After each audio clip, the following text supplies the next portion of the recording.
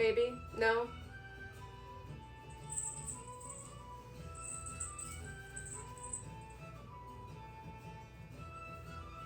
I'm gonna go by what you guys say. So if I need to... Oh no, it's because I left. I left to fix my headset to see if it would convey better this way. But I guess not. So I'll just talk really loud. Is that better? Oh, it's fixed. Yay! Okay, so I have already made 2 of our cookies, and they're actually in the fridge because they need to chill for an hour. So what we're gonna make together is gingerbread cookies. I'm so happy. So we got gingerbread cookies.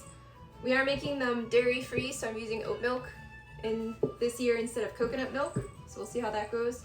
We have all our flours and seasonings right here, and apparently Siri thought I was talking to her. I've got all the flour and tasties in here, like cinnamon and clove and ginger to make, get it, gingerbread, yes, cookies. So I've got my brown sugar and my butter, and I apologize if this gets a little loud. But I have you guys down here to see your chat, so this way I'm not just constantly looking up. I'll try to answer by looking up. Bean, you're gonna rip off my pants. Yes, you, I'm talking to you, King Tans. I think her mom is somewhere else in the house. We'll hear her eventually when she starts going, Mawoo! Alright, so first we gotta do is we gotta mix together our sugar and butter, then we'll add the milk, and then we'll slowly add our dry ingredients right here. And then I'll bring out the gigantic wood board that I have just for this.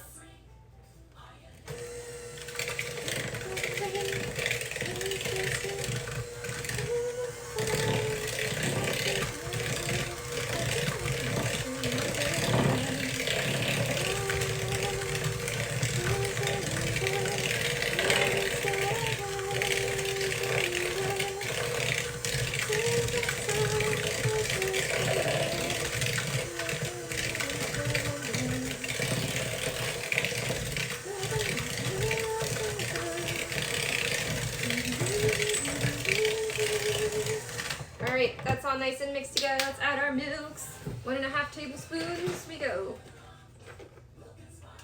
Oh, after. So, when do we get the cookies in the post? Which cookie? Oh, I already made those. That's not something I can make on stream because that takes 4 weeks to mellow. So I made them before US Thanksgiving. This way I could give them out this week. Okay, so that's 1 tablespoon and a half. Okay, so 1. Oh no, my milk's going everywhere. No milk, no! No milk, no! Oh, hi, King Times. Yes, I know, you want to see what I'm doing. That's why you have your stool here. Alright, milk is in. Put this away so I don't destroy it. And we'll slowly mix this in. Ooh! Well, that's cool.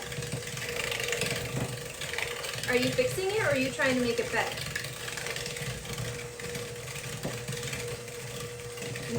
I could, but it would be incredibly expensive. That's why I never ship cookies to my friend in the UK. Alright, so that's incorporated. So now we're going to start adding our deliciousness. We are going to take our whisk and do some whiskey business. Because it's better to have them all melded. Whiskey business! You can tell that I watch Joshua Weissman too much. I love his channel. He makes such delicious food.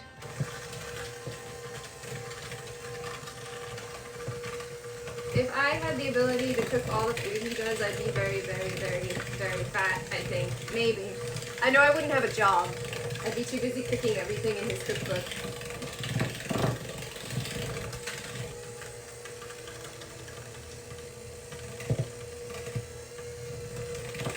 Oh, a geology fact. Okay.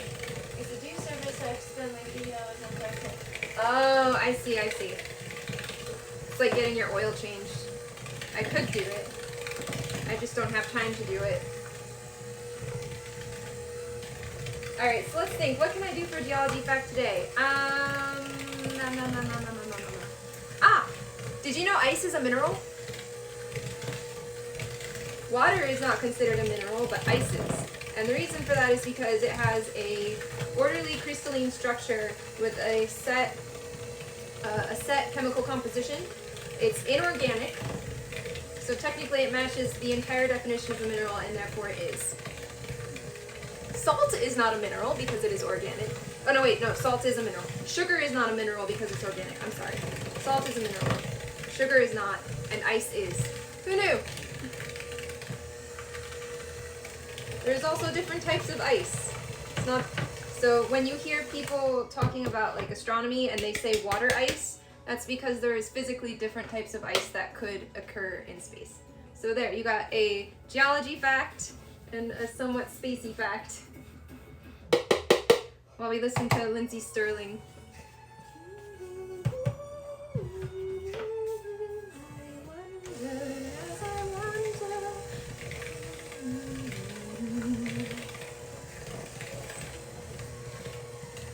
So one thing about this dough is it gets incredibly sticky towards the end.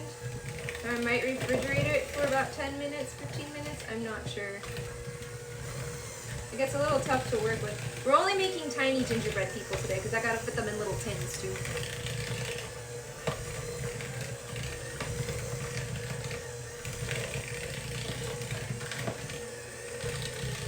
Oh no, geology has to do with rocks, but there's so many different parts of geology. So minerals are the little, like, okay.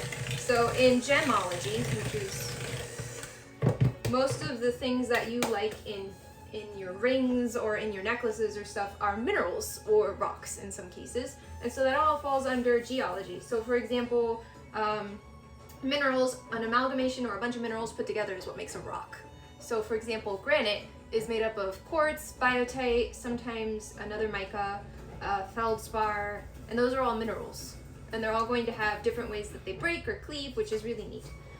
So depending, like, and this is where like the volcano facts come in, is that certain volcanic material, once it hardens, becomes things like granite, or you get peridot, or you get pyroxene, which a lot of people think of as, where is that peridot? Pyroxene is like diopside, which is what I have in my engagement ring. Diopside is really pretty green volcanic mineral that people really like just like how people like emeralds, which is a type of green beryl. And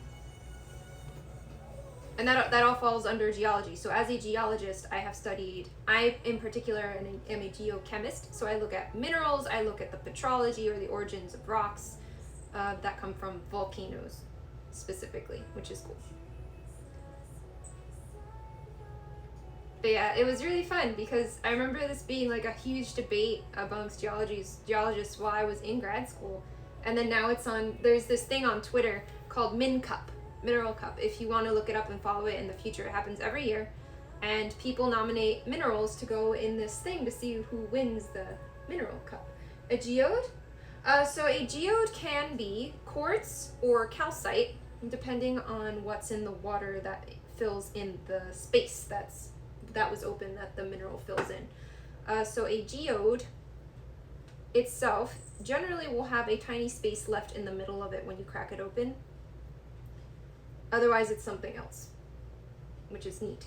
And so what happens there is you have, this generally occurs like in limestone caves and stuff like that, or caves where you're getting like stalagmites and stuff, is you have a rock that has like a gap in it. And so water gets inside, and as the water evaporates away, it leaves behind the minerals that were in it, such as quartz or calcite. And so you get this micro-grained quartz or calcite that tends to be like a really pretty colors, like blue or purple, like amethyst. You can get an amethyst geode that way. You can also sometimes, I think, get chert, but not very often. You're generally going to get, and chert's another type of quartz. You're generally going to get some type of quartz or calcite. If it's blue, it's probably calcite. Yes. So you'll have it like in circular layers on the inside, and then in the middle it will have the crunchy bits, which is the actual like crystals that start to form. Which is part of what makes it so pretty. And then sometimes people dye it, which is cool. That's how you get things like hot pink.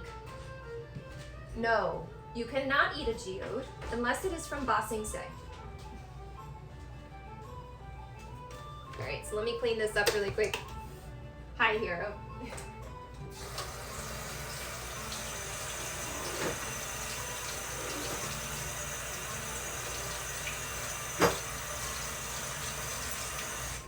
Alright, so we are just so you don't believe me? We'll go to Ba Sing Se, then you can eat them.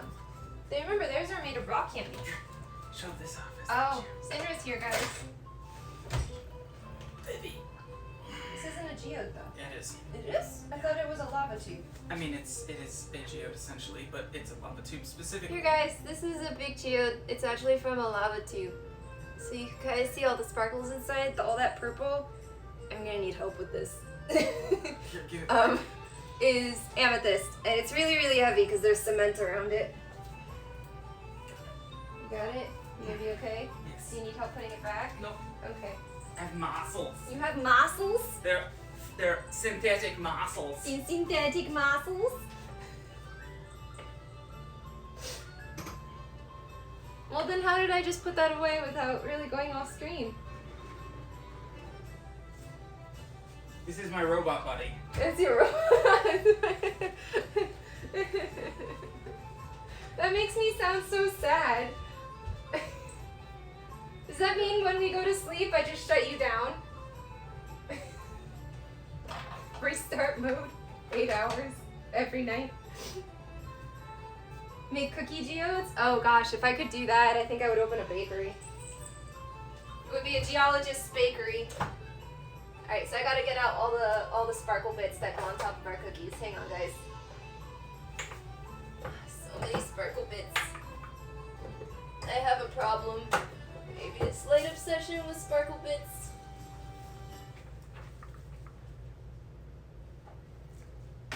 More than a slight obsession. I have many sparkling sugar bits. It makes me very happy inside to have sparkling sugar bits. Now you have cooking ideas? Now you have cooking ideas?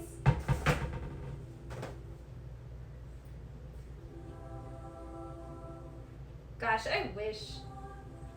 Yeah, we have. It's amazing. If I could have had that as a wedding cake, I would have. I would have definitely had that. I would never have asked to eat it, but I would have had it. I would have felt so bad cutting it, but those things are mad expensive too. Wipe you down really quick. Okay, let's put this. One day my stand mixer will be fixed. One day I'll do that. Alright, so let me see. What do I have to... What do I have to... 375. Okay, so let me heat my oven. Start to...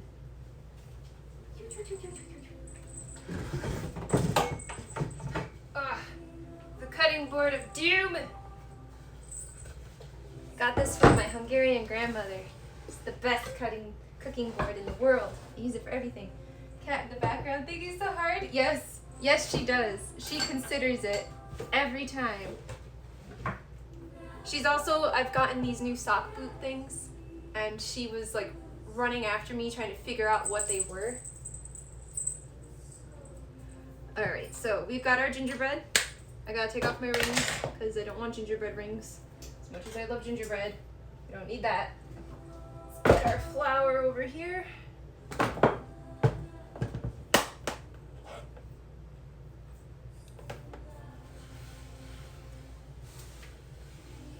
I thought we already said Sinra was an AI, and so what I did, I guess, is I made him a body to walk around with. I don't know. And so I guess when we go to bed at night, I just make him warm somehow and then shut him down for his 8-hour restart process. You done what you doing, Bean? And this is Kitan Bean. She is the baby. We have her mom. She's actually bigger than her mom, so we're not sure what happened there. Oh, I have more sparkle bits. I have so many sparkle bits. I was thinking about like trying to make the white stuff that goes on top of gingerbread man, but I was like, nah, beep boop. Yeah, a little bit. Now she's exploring the seasoning cabinet back there that's got all of like our baking seasonings. All right, so I gotta scoop this out into a ball.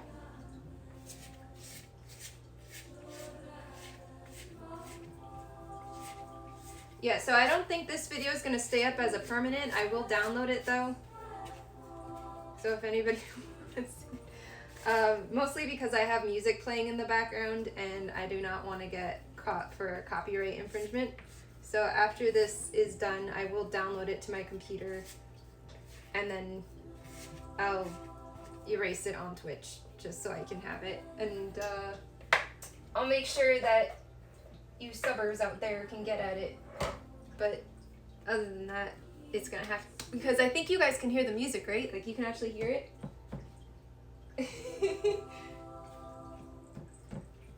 But yeah, her name is Kii-tan. K-I-I-T-A-N. She's right here by my foot, sniffing my boot sock, being like, what are you, patterned thing? Okay, so we're gonna try to make these a 1/4 inch thick. Let's see how well I can do that.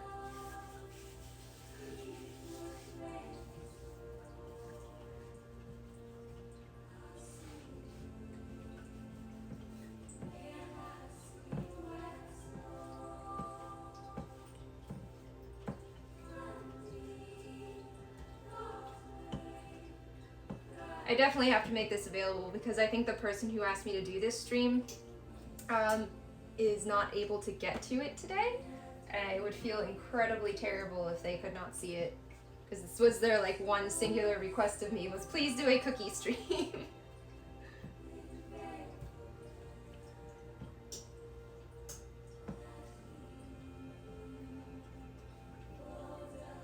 Yeah, but I don't think I could use that. Oh, hey, Tippy Garfield. I'm making gingerbread right now. So that's what I just mixed up. And then right now, what we have is the rolling and baking process. So it's not like the gingerbread cake. It's a gingerbread cookie thing.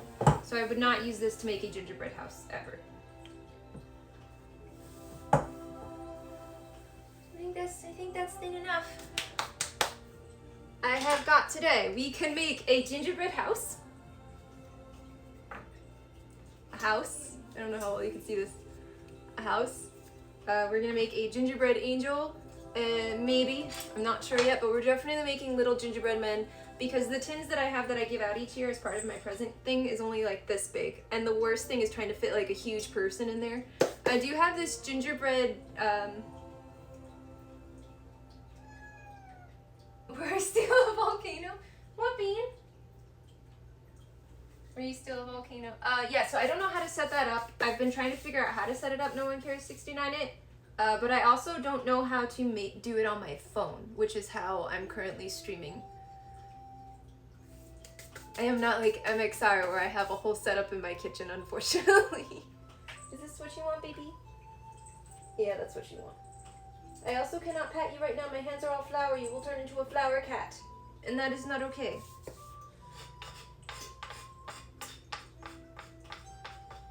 I don't know how I could do a stream where I steal a volcano. I can think of a stream where I steal a volcanic rock, though. Because some of the things are on people's property. Okay, so we got 1, 2... I'm gonna put this one over on our tray.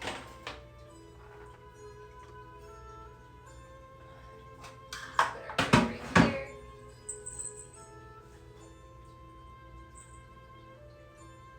Three.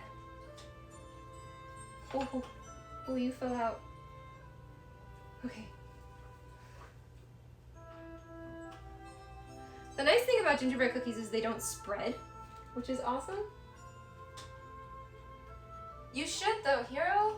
The amount of stuff that you do. And the fact that you just randomly do like these amazing things. Like, come on, you would have to. Pumpkin could be your helper. Yeah. I'd watch you make cheesecake every day.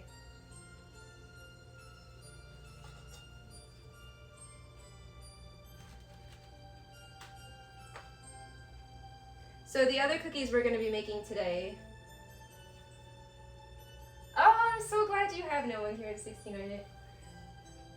So the other cookies we're making today are called Grusmutters, which is a German cookie that I grew up making with my family, and Russian tea cakes, which are different than snowballs. So there's 3 different types of like snowball-like cookie. There's snowballs, Russian tea cakes, and what's it called? Mexican wedding cookies, I think is what it's called. And they all actually have a different consistency. And so Russian tea cakes are very fwa-fwa. Like, they're literally very fluffy cookies, and they kind of just go in your mouth, so you don't actually make them very big. But they are amazing with tea, which is probably why they're called Russian tea cookies. They're very good with an Earl Grey, or a green tea even, but definitely a black tea. Hi, Bean. Oh, is it between my feet? Wah! Alright, let's make a couple houses.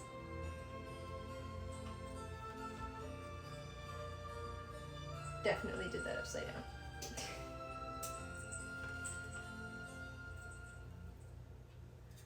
I'm gonna have to come in here with a spatula, oh no. So every time I see houses like this, I immediately think of a symmetry thing I did in 3rd grade.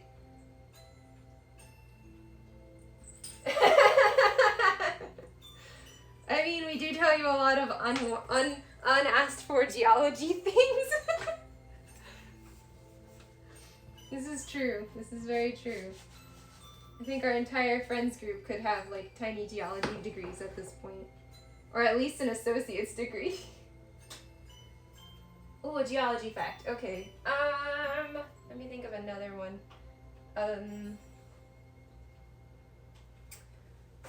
Right.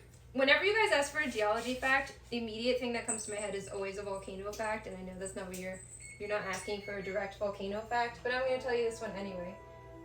There is a type... Oh, I'm sorry, Dean. There is a type of basalt that specifically happens underwater, the type of lava flow that's called pillow basalts. And if you ever go and see a YouTube video about them, they mostly get recorded in Hawaii, because that's where we have a lot of that kind of stuff happening. It looks like toothpaste getting squirted out of a bottle, and it's because the magma, or the lava now, cools as soon as it reaches the water. So it's like, makes these very fluffy things that are kind of pillowy, but I think they kind of look like poop. And when they do, it looks like stuff squirting out of a toothpaste bottle. So it's always fun to watch. Divers usually go down and record it, which is neat.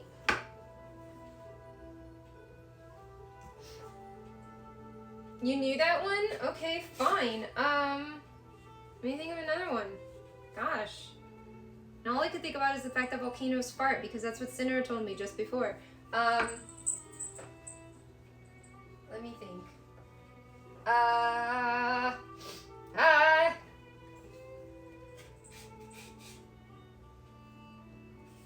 Did you hear about, oh, poop. My brain just broke. Oh, I don't remember. Are you throwing a glass on the ground like Thor? What is the name of that mineral, Sinra? You should use your superior AI senses to look that up for me.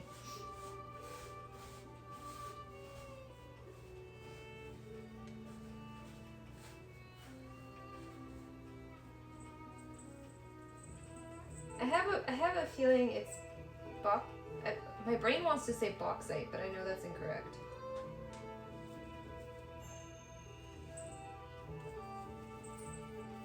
No, it's not quartz. It has something to do with seawater.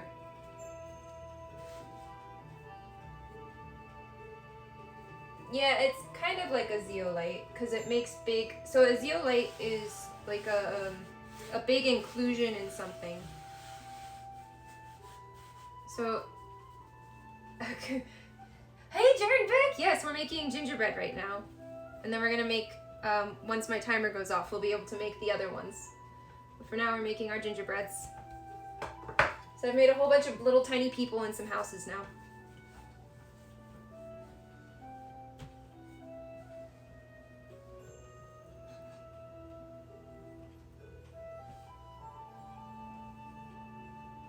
Hey, Baebes! How are you? Surprised you didn't know that No One Cares 69 It was listening to us. You can come over right now if you really want to.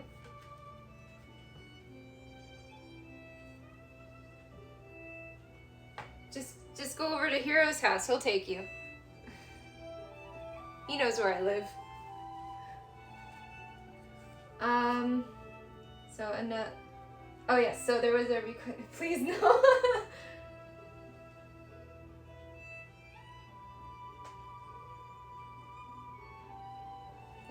No, it's Ginger's bread, not Ginger's. Ginger's bread.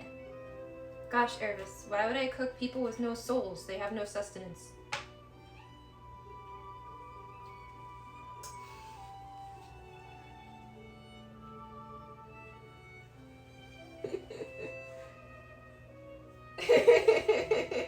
Oh, I'm sorry, Hero, but I'm not at all.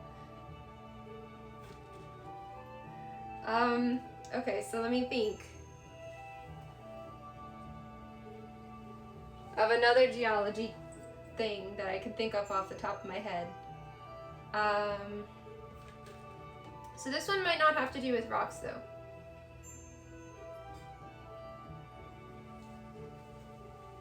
Since earthquakes are such like a big deal to people, and people like to make movies about them,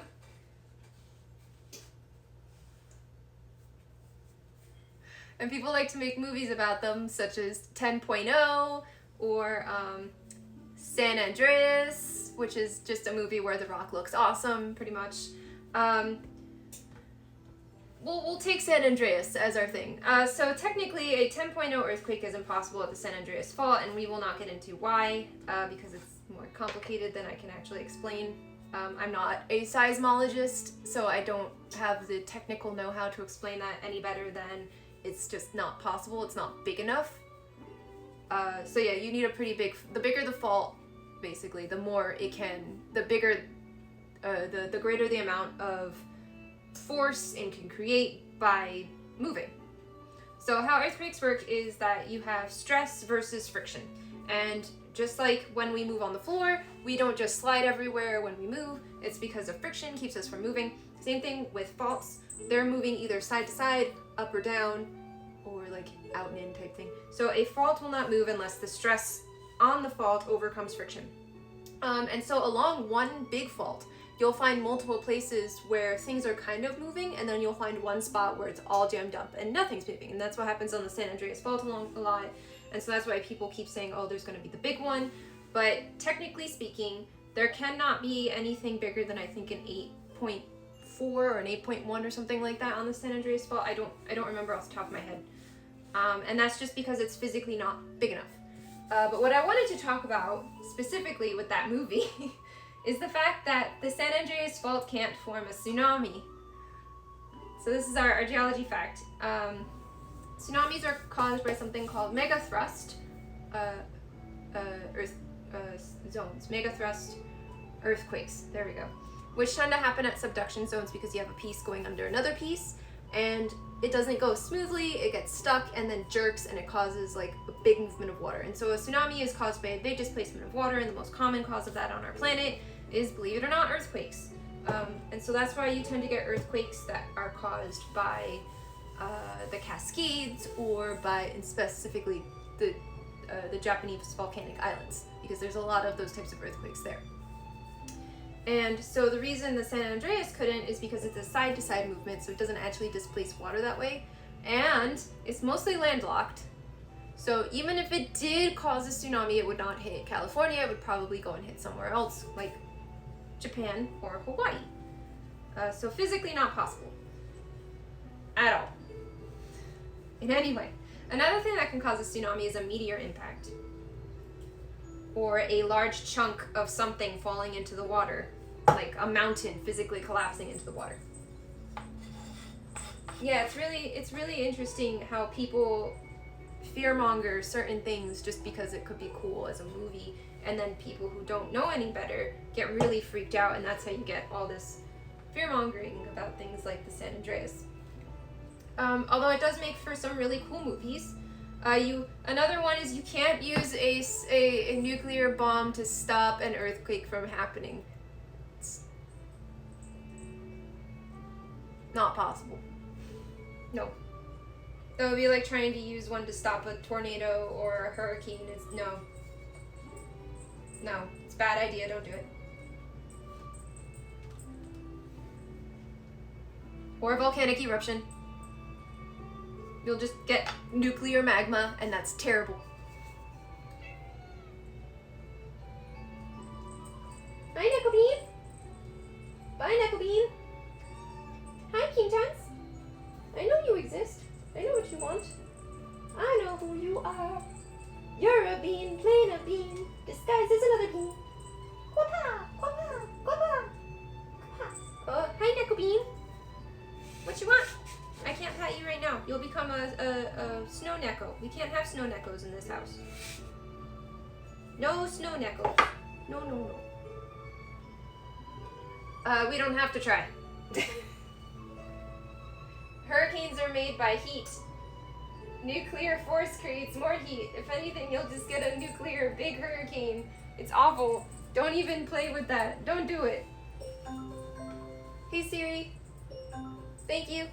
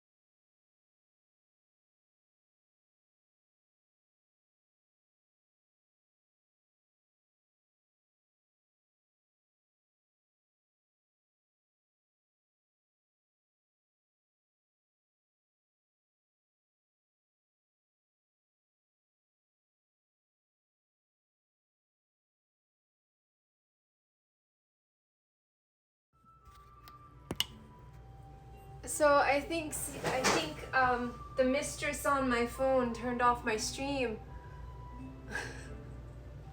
I think that's what happened.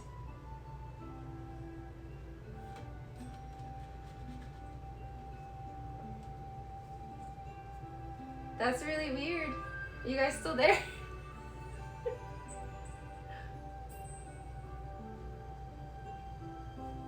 My phone mistress said, denied, you're done, I'm done with you.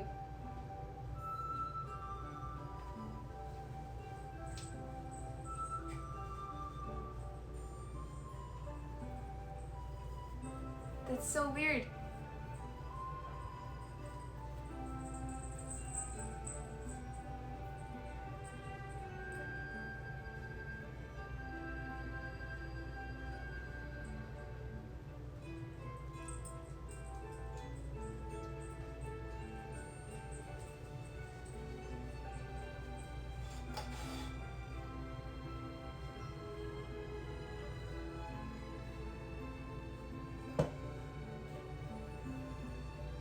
There we go. Okay. Yeah, I don't know what happened.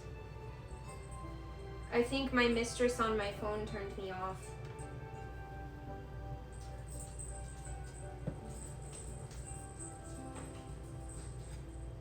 I am very confused as well. I think it's because I went, hey, bloop doop doop, thank you, and she was like, you're welcome, and then ended my stream instead of my timer. Yeah, pretty much. Thanks to Boop-a-Doop over there. Okay, so I was able to make one house and one gingerbread man. The rest of this will be mine to nom. Wahahaha. Cookie dough for me. See? Oh! I'm sorry, Kita. I know, I'm sorry.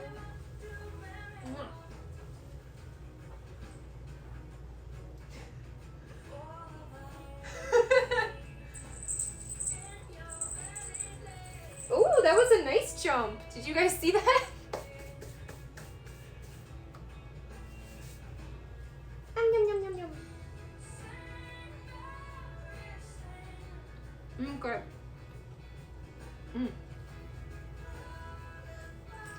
Rest in peace, Hero 2021.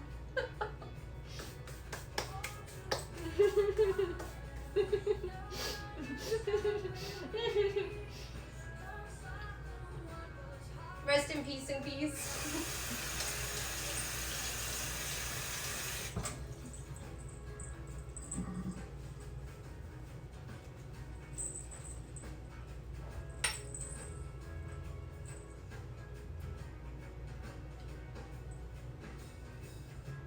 Alright, it's time to decorate now. Decorating time! So we will decorate and then stick in the oven. Sounds like a fantastic plan. And then we will start working on our other cookies. Here's my cookbook for all my cookies.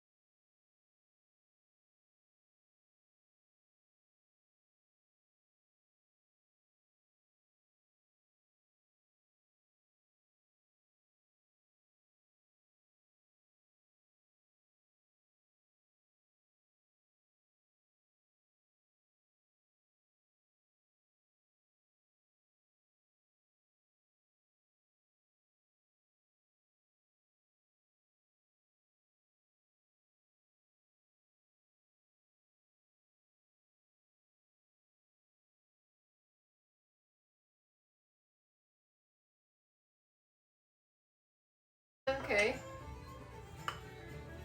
And that's how people make the squeezy stuff that they put on that? It's not just like a sugar and water mixture? Like the powdered sugar and water?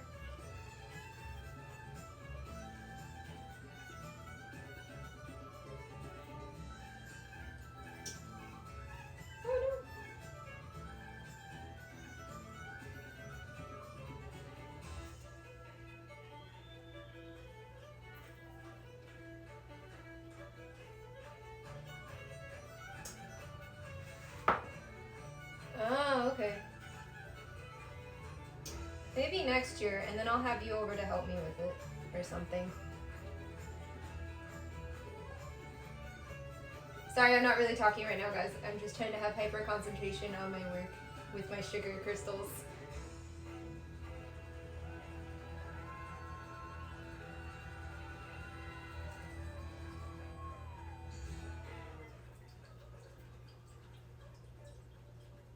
Yeah, you can join me on my stream and be like, hello, my name is Hero Salve. And everybody will be like, wow, it's Hero Salve. We're not making gingerbread houses. We'll be making gingerbread people with colorful clothing.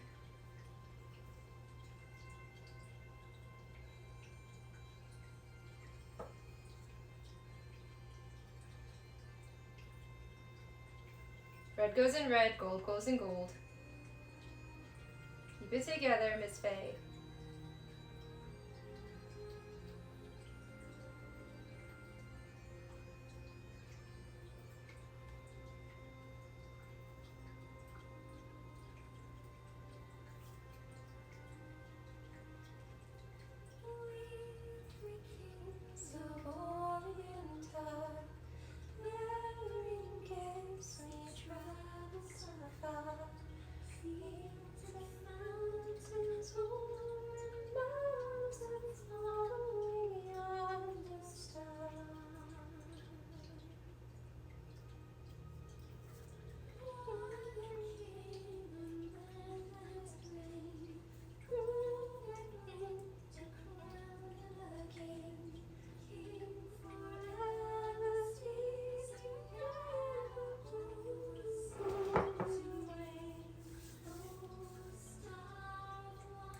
Yeah, you could wear your mask from, it'll be great.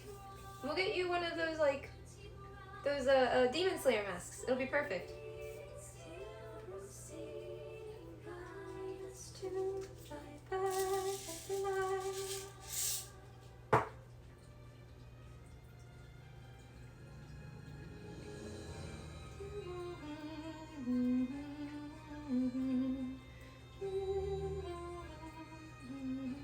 I found some on Etsy that have light up on them. They'll be perfect.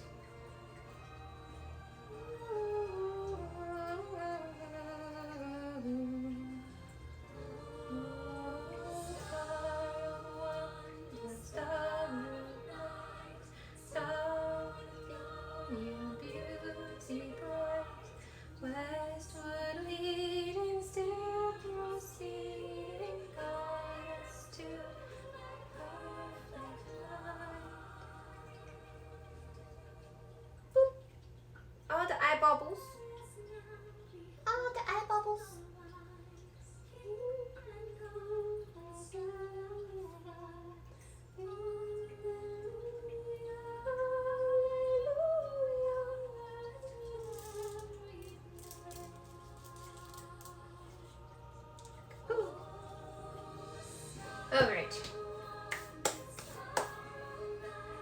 Mask making in 2022? Alright, let's do silver. Give him silver sweaters.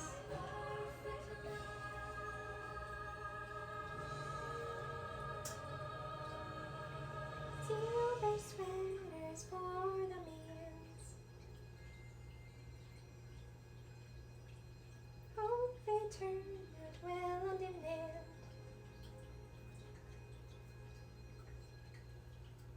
Okay, so silver, and we're not doing green. We're gonna do silver and boom. It's gonna be great.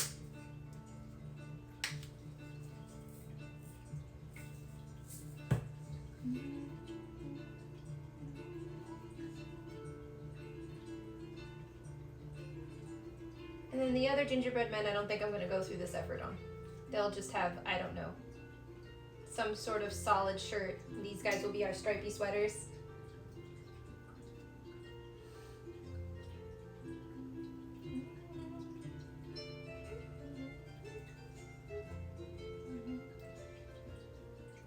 Alright, and then these bake for I think like 12 minutes, so it's a really fast bake.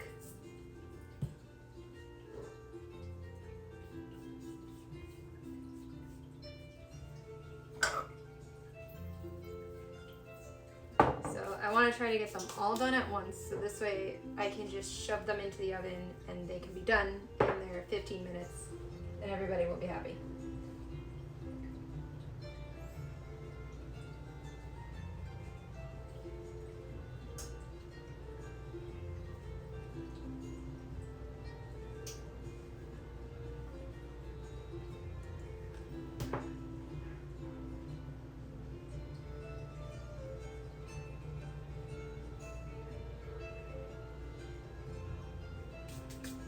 Alright, all of our sweaters are done. What do you guys think? Look nomly?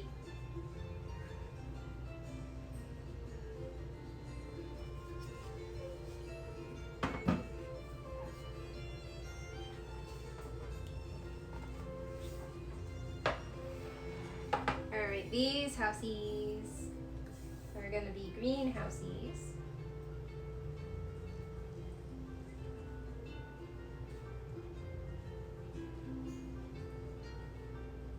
Simple, easy, excuse me, with their little snow caps.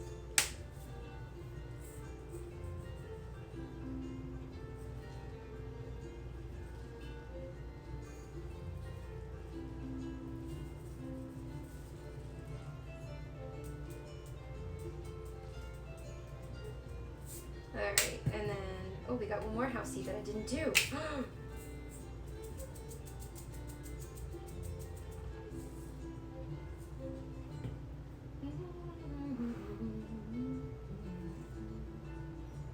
be a red housey.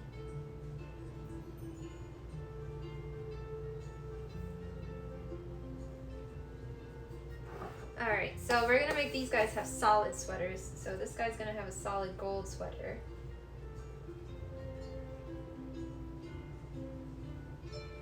Solid green sweater.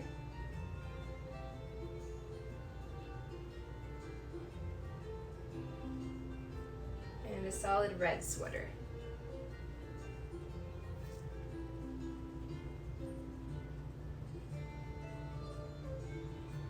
And we gotta give everybody eye bubbles.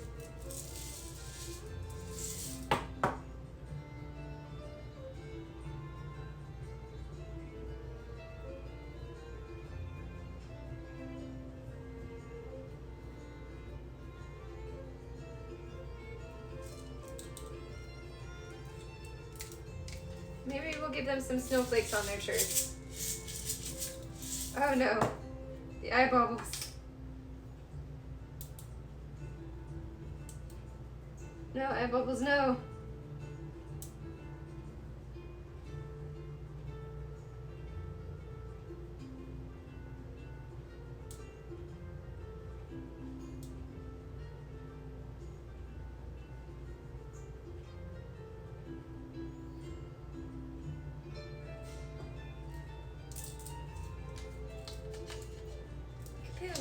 Go back.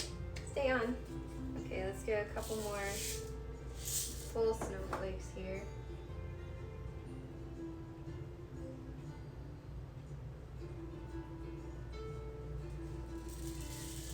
I don't know why, but I always remember these snowflakes being something that we put on ice cream in wintertime.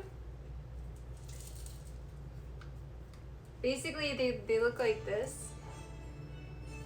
So they're just these little snowflake cutouts. I just remember getting them at Christmas time, or around, once winter started, we would pick them up, and then that's what we would put on top of our ice cream and the little Christmas trees. It was the weirdest thing. Alright, so our cookies are done here. Let's go ahead and stick them in the oven for how long again? 12 minutes? Yep, 10 minutes. 10 to 12 minutes. So we'll do 11 minutes first. Let's go ahead and stick these things in the oven.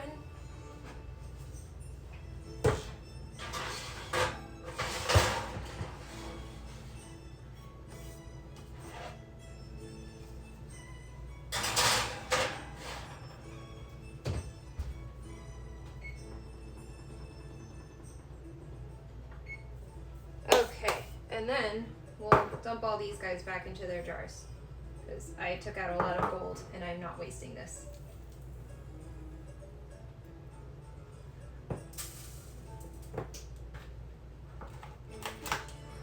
Alrighty. Rinse and rinsies.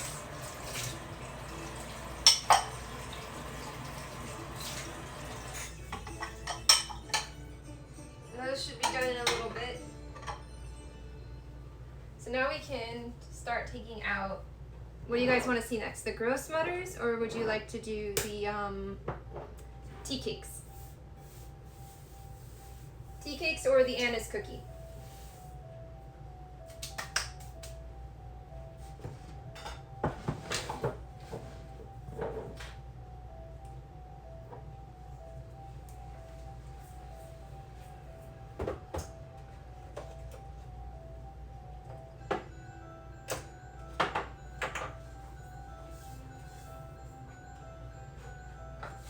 What do you all think? Tea cakes or anise cookie?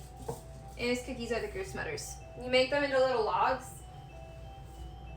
And then you cut them up into tiny little drops. They're the best.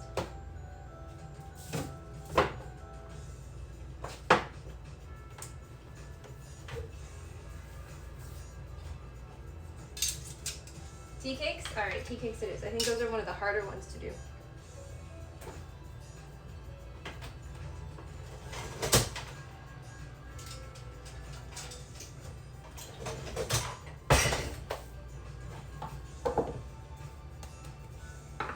So tea cakes, let me double check what I have to do with them.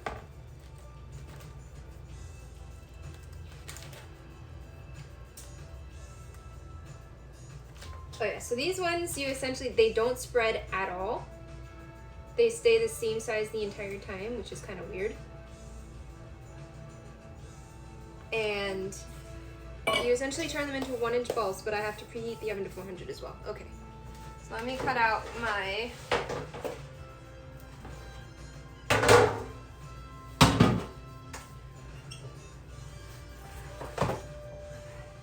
parchment paper. This way things don't stick. Maybe I don't need this. Ah! I was right, I did not. Alright. Yeah, these will stick on you even though they don't spread. Sucks.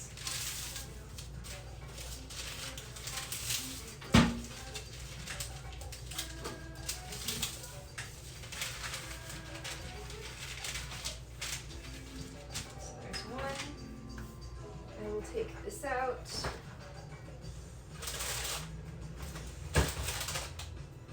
So gross mutters are essentially a really weird cookie. They're kind of meringue, and they kind of poof in your mouth, like I said earlier. And so what's inside them is 3 eggs, a cup of butter, and powdered sugar, and walnuts. Chopped up walnuts. That's really all they are. It's quite weird cookie when you think about it. But that's part of what makes them so light and perfect. And then once they come out of the oven, you roll them in powdered sugar. And then once they cool off, you roll them in more powdered sugar. It's actually kind of weird. There is a lot of powdered sugar, and then you put them in a tin and cover them with more powdered sugar, so the powdered sugar stays put. It's good.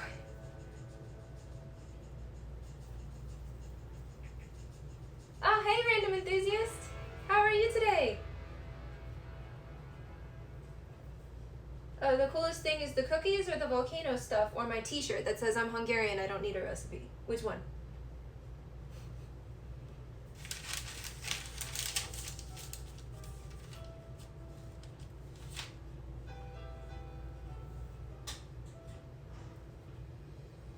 Oh, the volcano painting. Okay.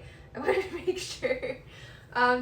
If you go back further in the stream, you'll actually see I showed a lava tube. As we were talking about geodes.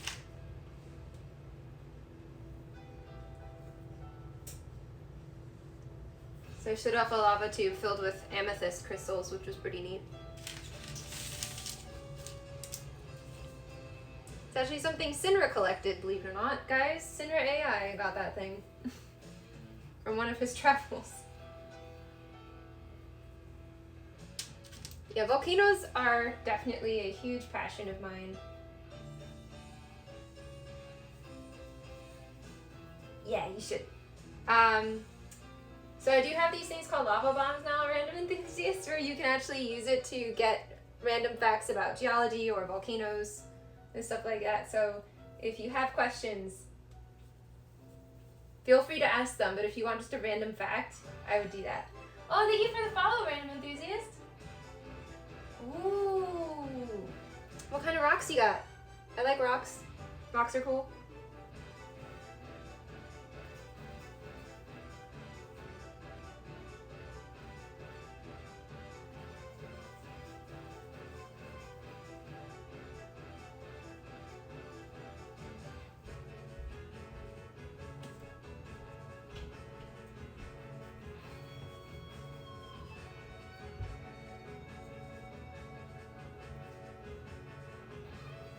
I have a small rock collection too. It makes up a few boxes.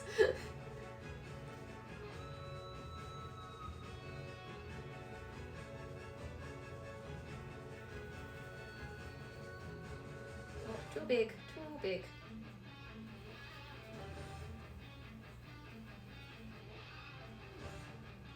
So I think, to be honest, other than making these things and the fact it looks like nougat. So amethyst is not a rock, amethyst is a mineral. It is a type of quartz. It is considered a semi-precious, I think. But if you have amethyst mixed with other minerals, then it's a rock. So a rock, by definition, is an amalgamation of minerals. So that means you could have 3 different types of quartz mixed together. It's a rock. Which is neat. That's why granite is considered a rock.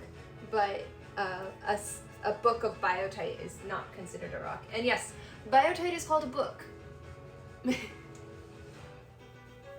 anybody wants that fact as to why it's like that,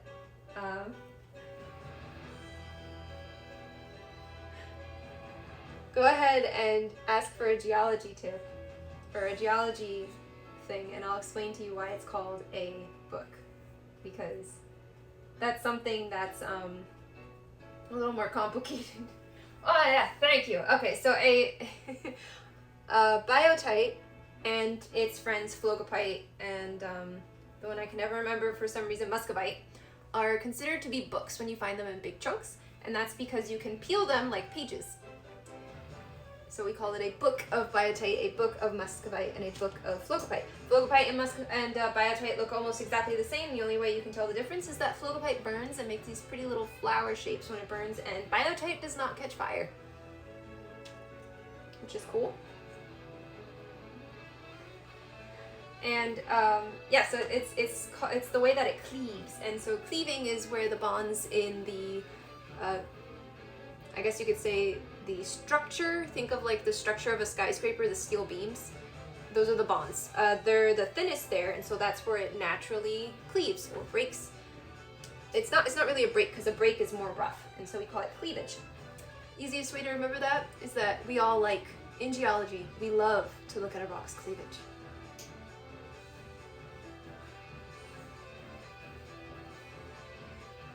That's okay, you don't have to. You'll remember that it's a book of biotite. Someone will think it's cool.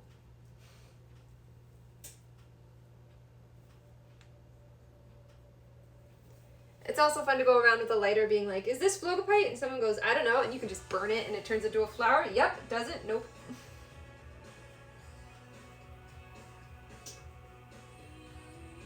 Yeah, I think biotite's, I don't know if muscovite is, but biotite is definitely fire retardant in a way. So is asbestos. That's why it was used for a long time in buildings to help with fire prevention.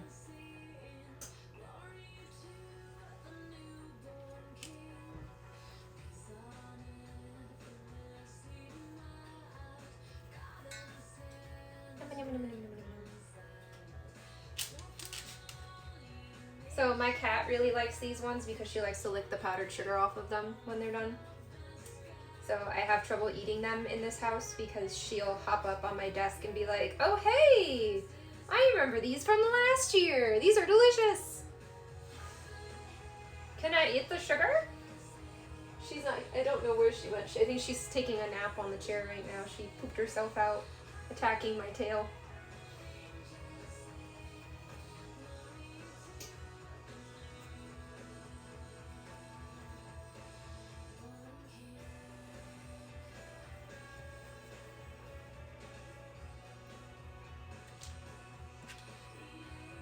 But yeah, if you have like physical questions about anything, random enthusiast, just ask them in chat. And if I, guys are usually not wrong. If you have any questions about anything, please just ask. I will answer them. The things are there just for asking for random facts. Because it seems that seems to be a popular thing people like to do when they come in. Alright, I gotta pull gingerbread out. So let me rinse off my hands so I can put gloves on.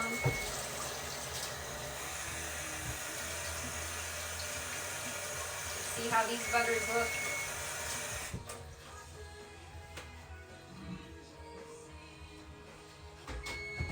Oh, gloves. Gloves were our... Oh! Nightbot told me I needed water. Oh no, I put some of them too close together. Oh no.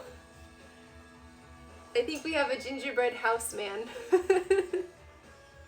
Oops. Alright, so these are done.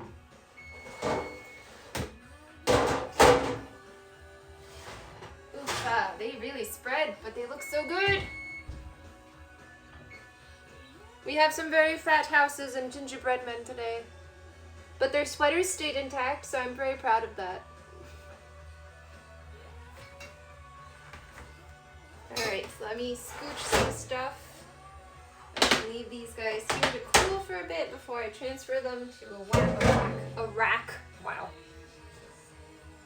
Alright, let's up this up to 400, and then we'll get almost ready. We've got half a tray done of these guys. See if we can finish it. What? What, that cats are in fact not rocks? I didn't know that. Oh, you're right. Cats come from the Fae, so they can't be rocks. They have to be like tree people or wind or something. I don't know.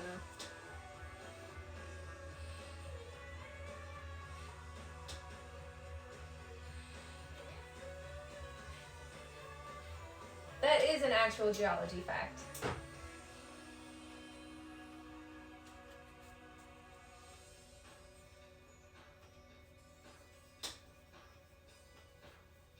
Yes, that's why they're called the rock cats.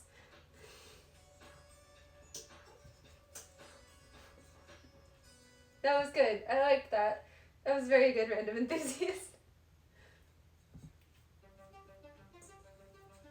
Okay, I need to pull this up. There we go. It's starting to get warm.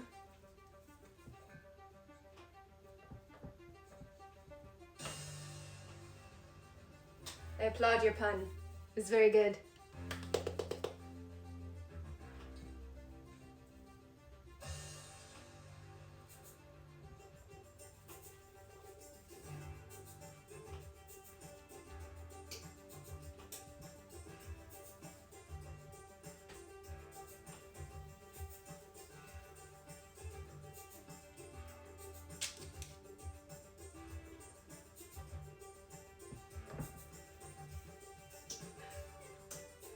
So how are you doing today, random enthusiast? Are you having a good job? Good day?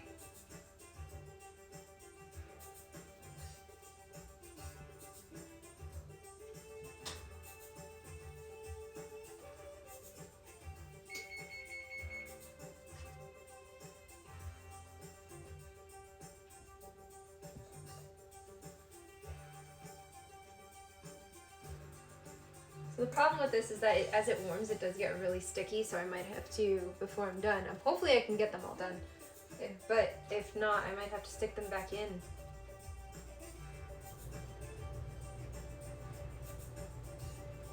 We'll see.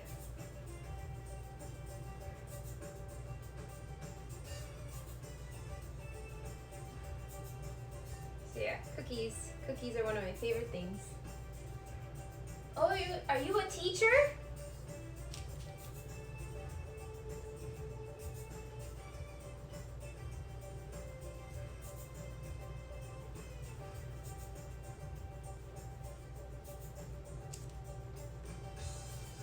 If so, what grade level?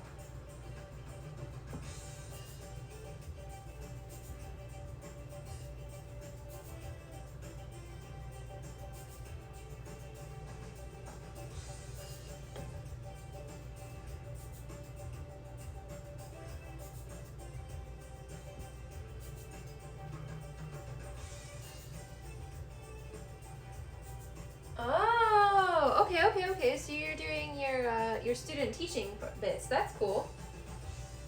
11th and 12th graders, is that your preferred age group?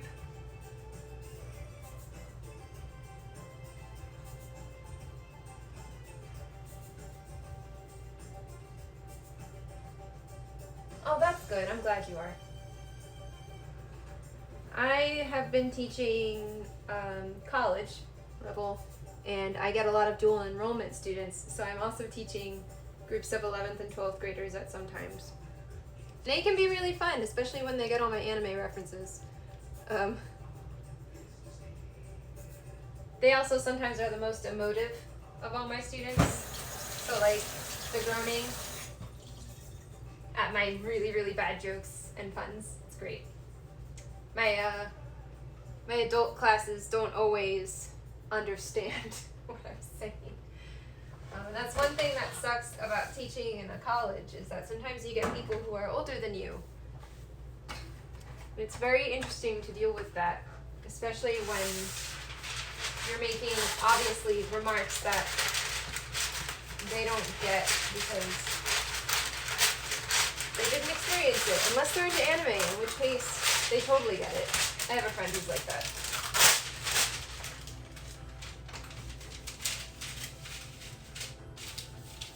Part of my anime and D&D nerddom. Although I will say I have a higher chance of finding D&D nerds in my adult classes, which make me very happy. My first year teaching, I had a group of D&D nerds, which was neat. They wanted me to forego their final exam for a giant D&D session with like 20 people, and I was like, no. Yeah.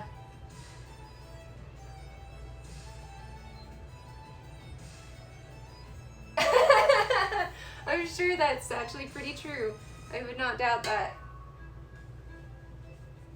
I teach earth science and astronomy. So in earth science, I cover everything from geology to astronomy in one semester.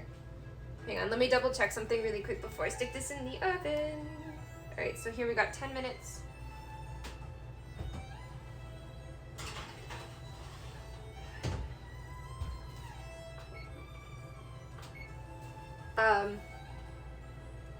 What was I saying again?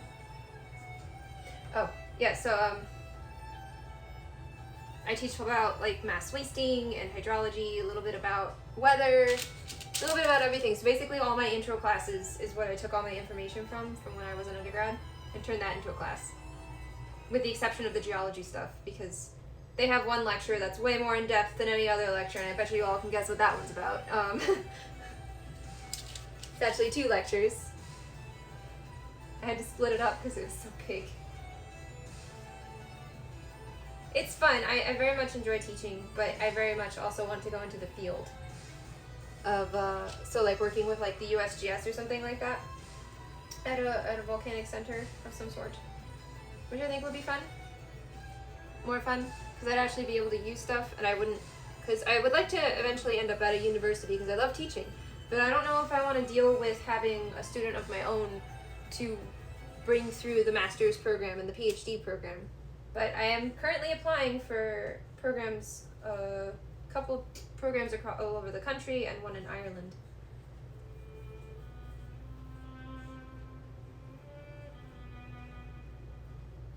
Oh, neat!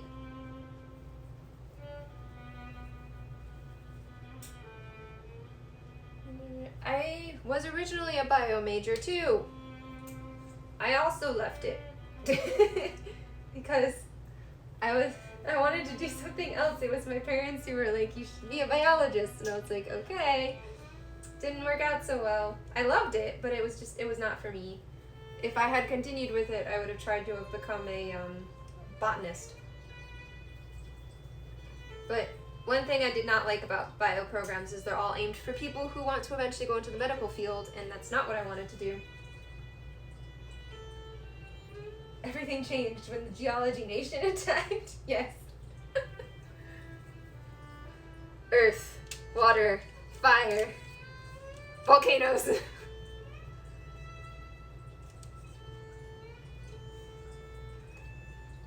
I'd always had an interest in rocks, like ever since I was little. Yeah, it's kind of frustrating because so there are schools that are aimed towards people who want to end up becoming like zoologists and botanists and stuff. I just was not at one of those schools, and I didn't realize that was a thing. But I know like down in Florida they have them. They have like, it's a community college. Certain community colleges have like a program for it, and then you go off to further in another thing. And I was like, oh, well, I wish I knew that existed because I actually may have stuck with this, but probably not. I wanted to be a history major, so I was. So I have 2 degrees, kind of. I have a double major for my undergrad in history and geology, or history and earth science rather, and then I got my master's in geology. In Stacie. So it was fun. It's also really fun having to remember how to write in APA when you were writing in a completely different style. I think it was Chicago style. And having to relearn APA, that was fun. Oh no, they are not. You're lying. You love your biologist. She tells you all the coolest things, hero.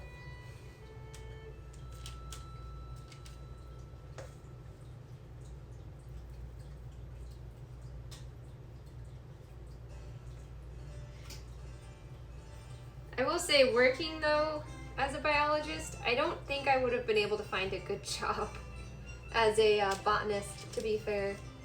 It would have been a very niche thing, I think.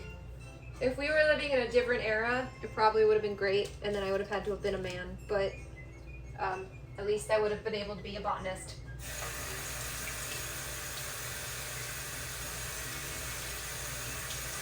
I mean, I guess I could have opened my own nursery.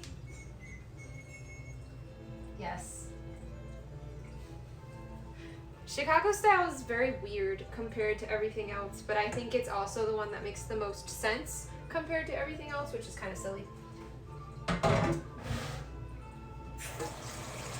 Not the biggest fan of APA, but I use it because I have to, and now it's the only way I remember how to do. I think I remember how to do MLA. I'm not sure.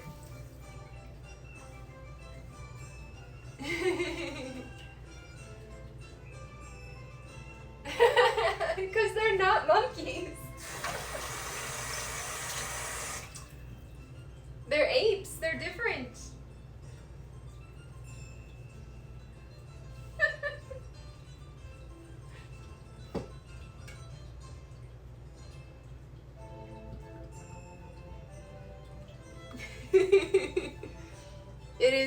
It's very frustrating for her.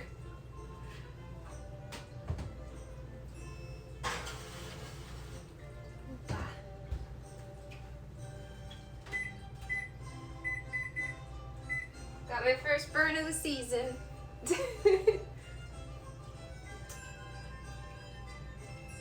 Yeah, see? You're the one you're the causation here.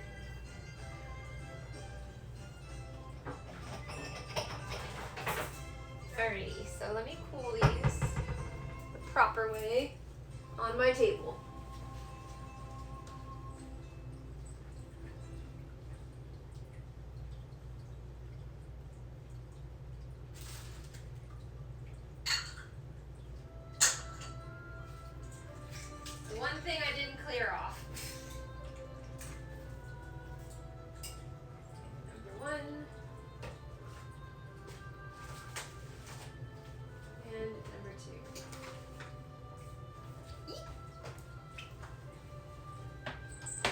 Alright, so let me go and put these cookies off. I'll be right back.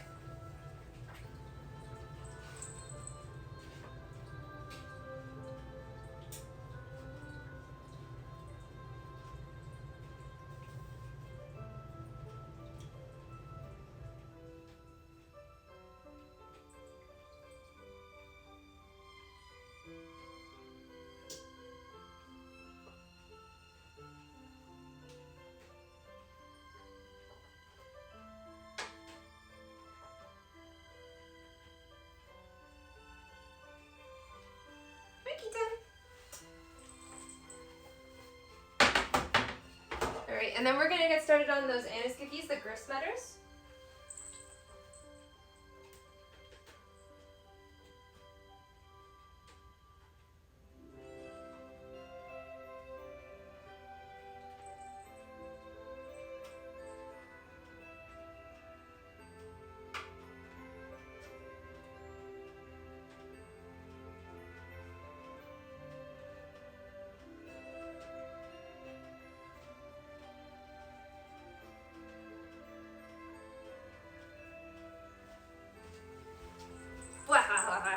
Okay, so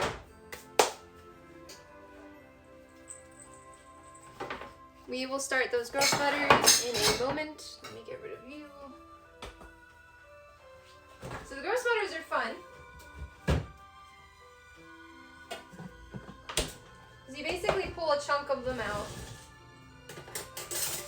and then stick the rest back in the fridge.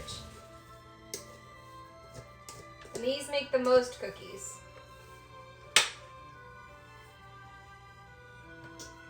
And the only reason is that because they get incredibly sticky when they get warm. So we're going to be doing a lot of back and forth here. But they're kind of the best because they're the funnest to do. Yes, I have two cats. Hers, they're both hers. I have Kitan and her mom, Neko. Yes, we named our cats Cat and Kitten.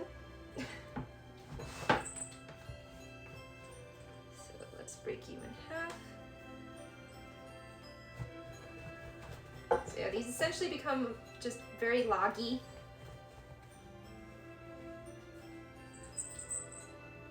Apparently I made them a little too dry. I don't know how I did that. But these, other than sugar cookies, these are one of my favorites to make. Sugar cookies because I liked to sneak the dough. My mom would leave them in the fridge, and my sister and I would go, thank you. Yes, she's not used to me streaming during the day, and she's used to me playing with her more. So she was following me around the kitchen as I was making cookie dough, just completely loudly meowing at me because she wanted me to pet her and play with her. So I attached it to my butt in hopes that she could, not fall over, but keep herself a little bit more occupied by, my butt. Okay, let me pull these out of the oven really quick. Make sure they're done. Alright, so these are the grist butters. Do not think they are done yet. Oh, sorry, these are the tea cakes. My bad.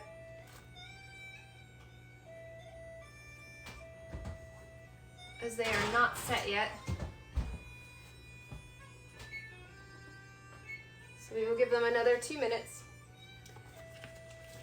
But as soon as they come out, we will be rolling them in confectioner's sugar, which is going to be oh so fun.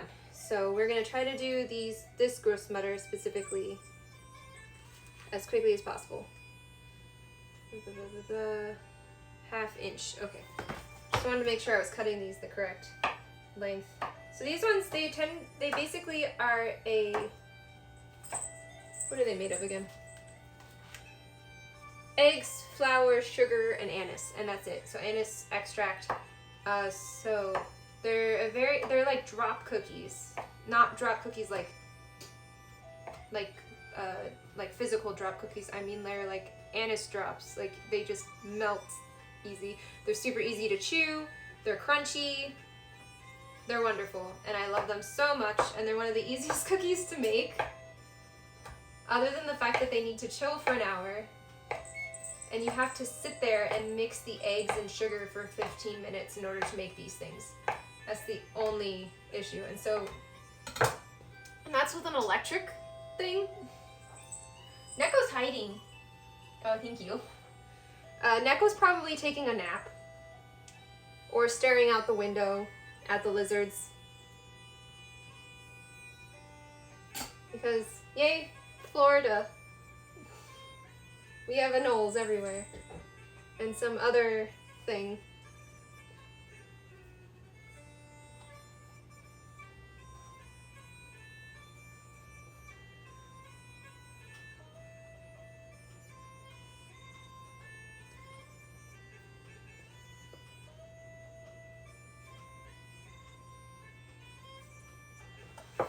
Here we go.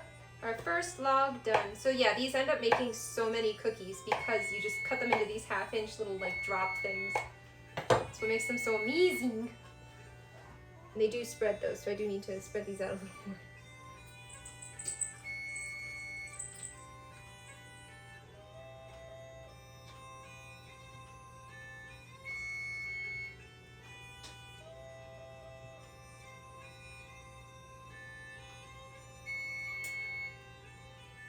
Yes, I know, I'm coming. Give me 1 second, please, Mr. Oven.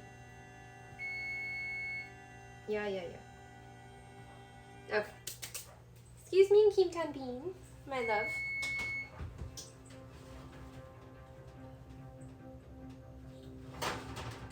A little longer.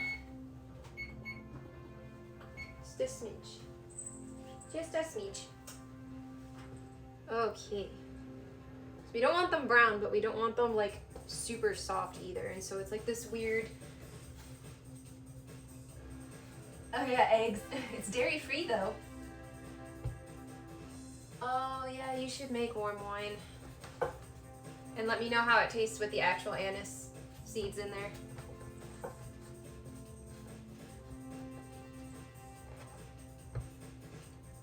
I think I'll make, if we do something for New Year's, I'll make glug. Glug. Whoa.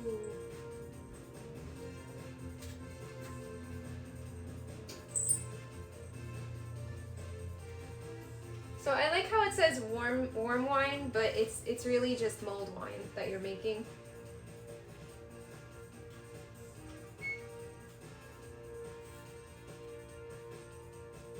I will say I am very, very happy that they came out with a cookbook.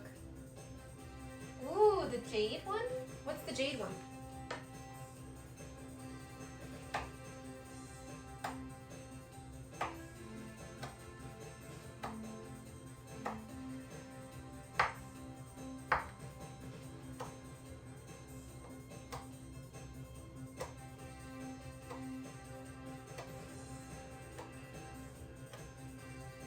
This is also one of my dad's favorite cookies when I was growing up. Ooh, creme de menthe. Ooh, I want to try that. And he would literally just grab these by the handful and just eat them like popcorn. So my mom would always make like a double batch, which these make a lot in a single batch, but she would always make like a double or triple batch and get so many. She would fill up, you know those popcorn tins that are like really tall? That's what she would make.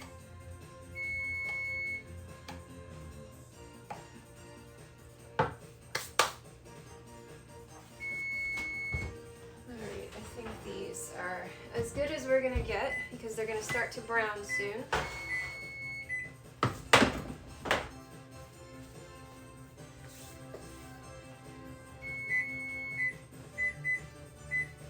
Hello, baby. All right, so I'm gonna go grab my powdered sugar really quick.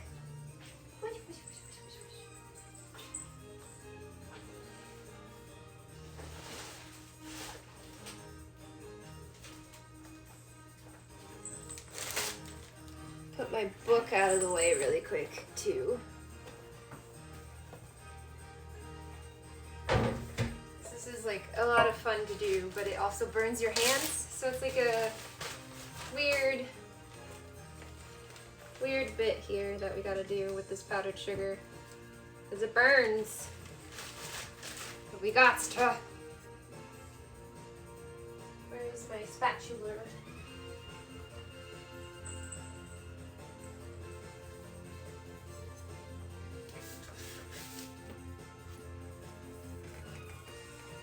Alright, so basically what you do is you put them in powdered sugar like this, and they come out all nice and floofy, and then you let them cool, and floof them again.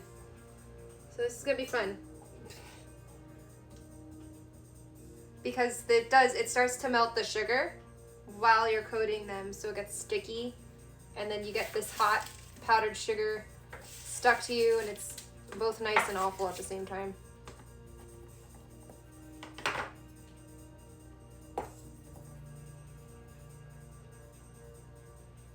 What they do, they turn into like these little like snowball things, and they're really cute, and they're tasty, and they're fluffy, and they're delicious. Definitely something you need to eat cold, not hot. This is not a good cookie to eat warm, to be honest.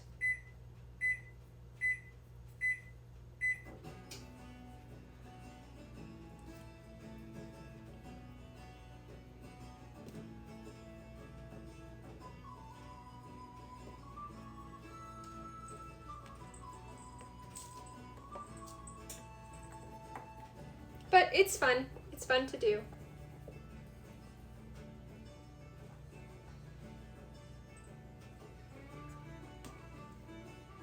It's definitely one of the funner cookies for this exact reason, all this powdered sugar getting everywhere. And I say that with sarcasm, because the powdered sugar getting everywhere is a nightmare. But they taste so good, it's worth it. It's like making chocolate crinkle cookies. If you've ever made those, they're a nightmare to make because they're so difficult to make. And it's not the dough that's difficult to make, it's the dough that's difficult to handle. It turns your hands get like covered in it. And then you gotta roll it in powdered sugar before you bake it. So it's even worse.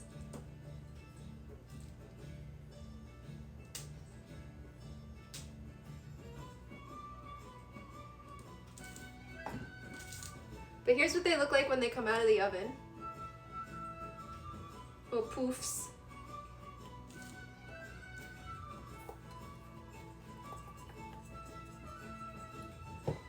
Let's pull out that other tray really quick before they burn.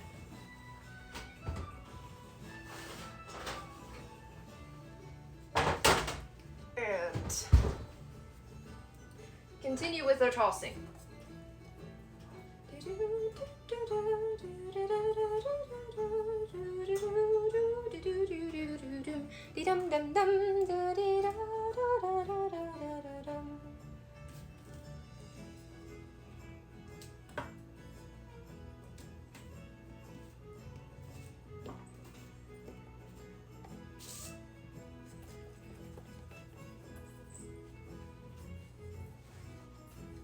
So I will say these though, because I make them dairy free, since I think the Gross Mutters don't have any eggs in them. They're not just egg free, but also vegan, because I use dairy free butter in them. But they take like a cup of butter.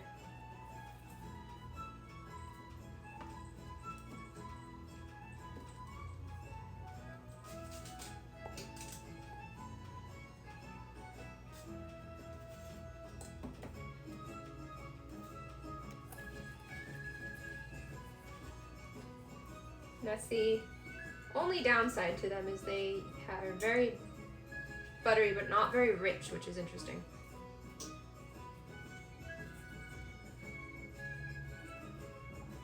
I think Hero can attest, he's eaten these before.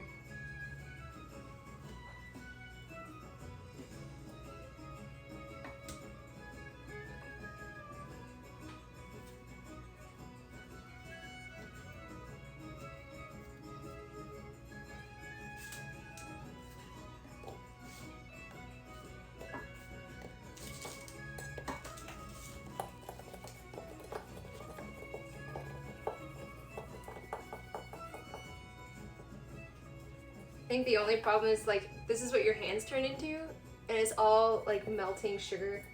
So It does sting at first. Then the sugar builds up and you're fine. As terrible as that sounds.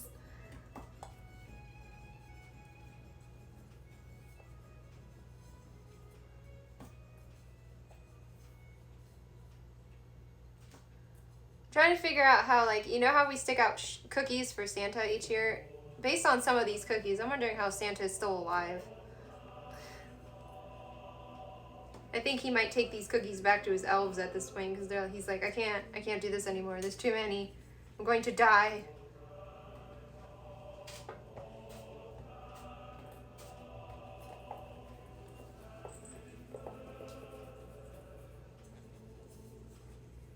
Yeah, they're the really fluffy ones. They're not like super rich despite the amount of butter in them. But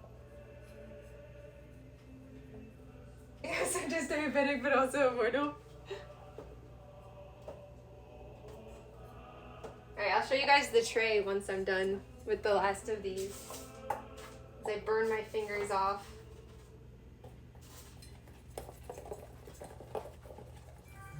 On these poor cookies.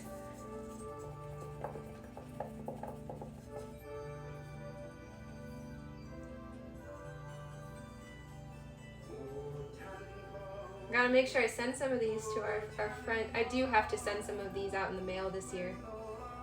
One of my friends is no longer in the same state as me, so I have to send them to her out of state.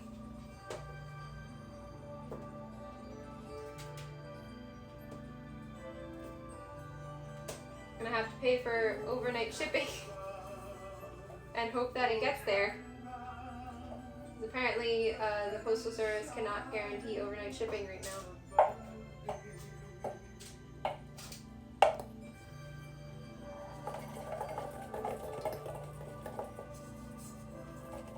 Oh wow, it's 11 p.m.? Jeez, time zone difference. I hope you have a great night. And stay safe out there. And warm.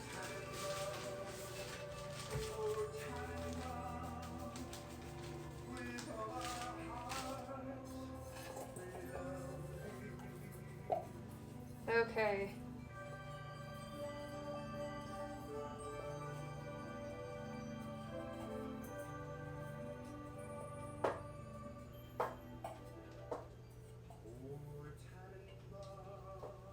Alright, I just finished the last one.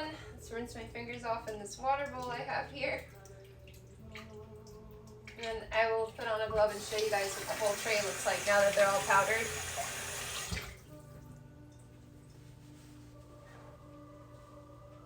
Yes, it is my afternoon here. Thank you so much. Bye. Love. Okay. So, here's what these guys look like when they're all powdered. So I gotta stick these on a cooling rack now. So this way they can cool the rest of the way, and then I will fill their container with powdered sugar and allow them to powder again. So I will be right back.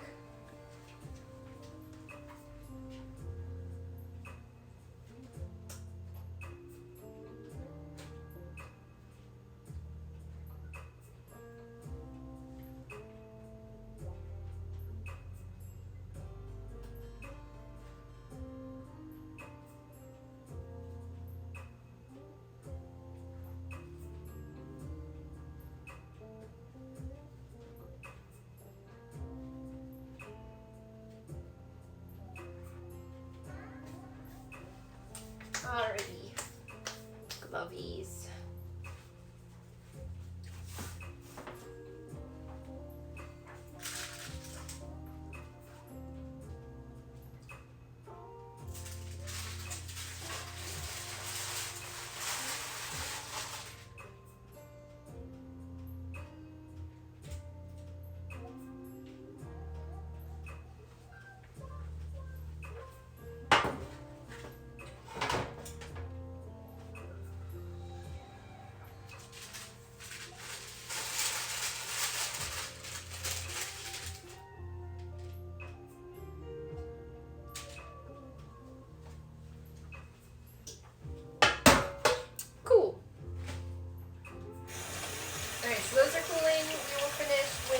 grist mutters.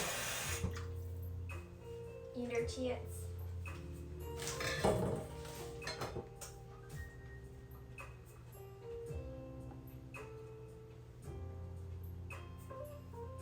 And yeah, so these are starting to get kind of warm, so I'm glad I'm about to stick them in the oven.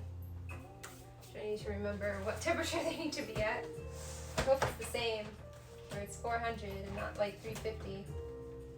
Alright, so these, it's 350, great. So, these guys don't melt, so when I make Lebkuchen, they melt when they get warm.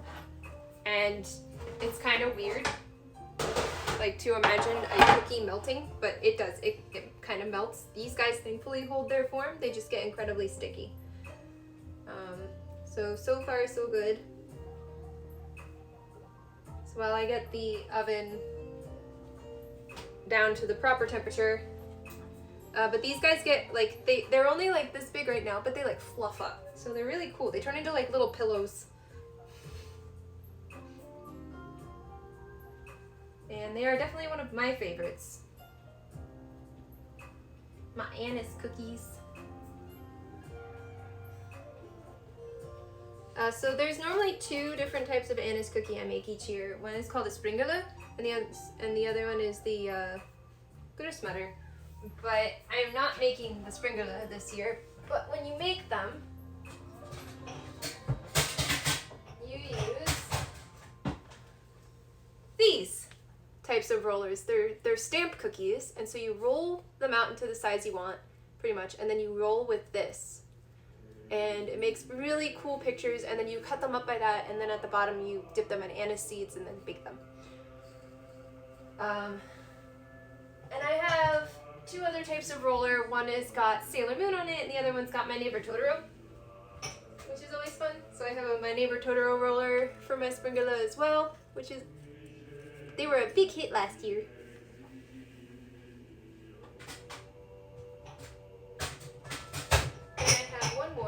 Which is this one. It's for my Sailor Moon cookies. And I think one year I'm gonna make these with sugar cookies. I'm gonna roll sugar cookies out with these and cut them up.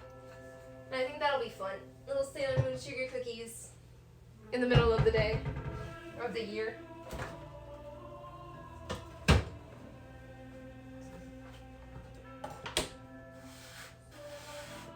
I see you hunting me back there. I see you. I see you, Kim-chans.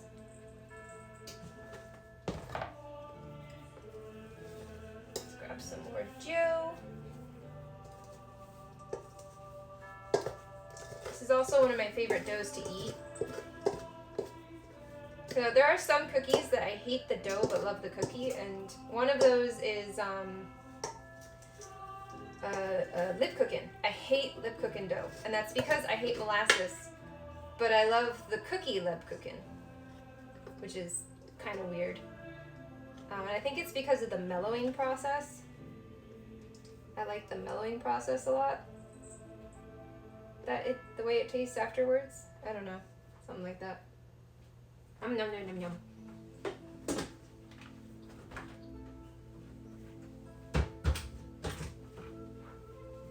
And the anise in this cookie is very, very light. So it's not like a huge punch you in the face licorice flavor with these guys. It's very light. And I wouldn't even say it's completely licorice flavor, which is nice. It's always preferred. Okay, so I think we may have hit our necessary temperature. Let's go ahead and finish up this log, and then we'll be able to stick our first ones in the oven. These guys are not only great right when they come out of the oven, but after sitting and getting cool and turning crunchies, because they're the crunch, crunch, crunch, crunch.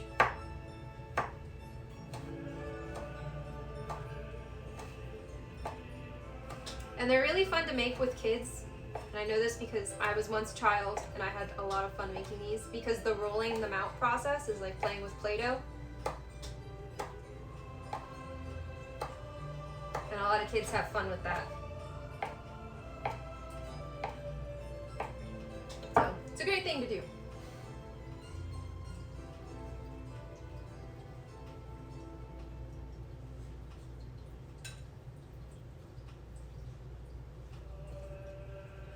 But I'll show you what they look like when they come out of the oven right after I stick these guys in. Yes, crunch, crunch, crunch, crunch. Crunch, crunch, crunch, crunch. Big crunch, little crunch, all the crunch.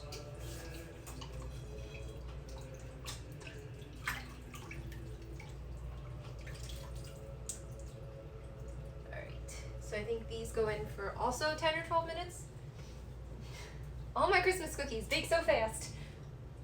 Oh no, these are even faster. 6 minutes.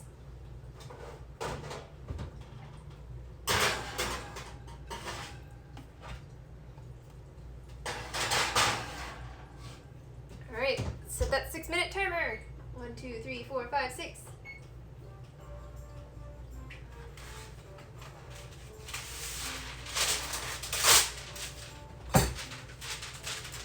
Okay.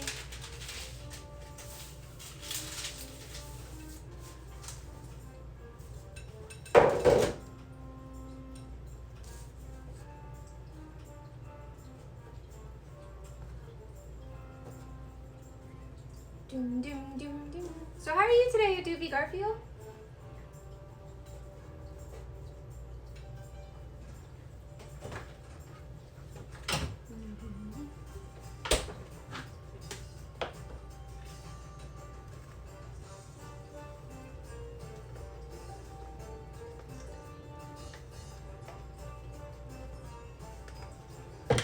I think we're only gonna have like 1 or 2 more logs out of this.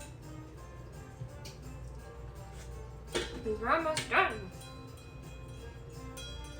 Ooh, how was that? Fun?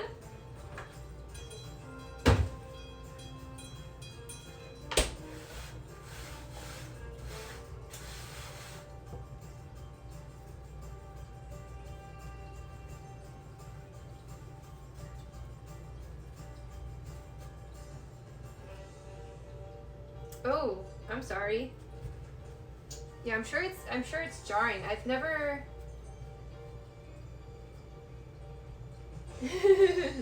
I've never actually tried like VR the way. I remember the first VR headsets that came out and I tried one of those and it was cool. It's a little like weird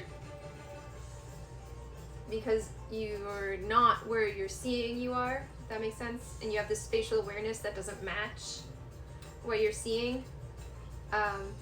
But I'm sure today it's even better. I've seen some of the games that they've made for it and it looks really cool. I would love to play the one where you're with the lightsabers, pew pew pew pew, that one. And the music. I think that would be loads of fun.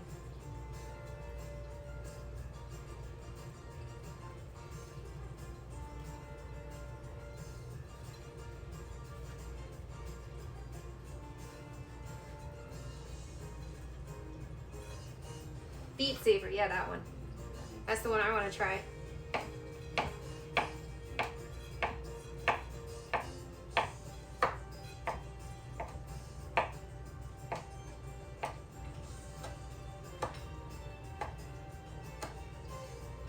I hope that when they come out with the like...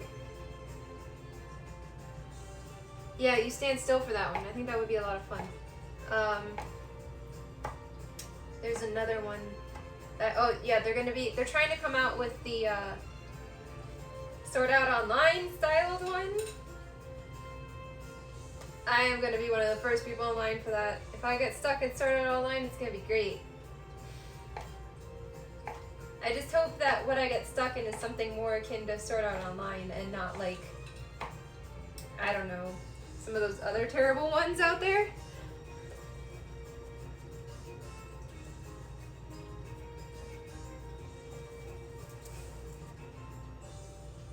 There are some like bad places you could end up, and I definitely do not want to be in one of those. That's why I would never do one of those in a horror game.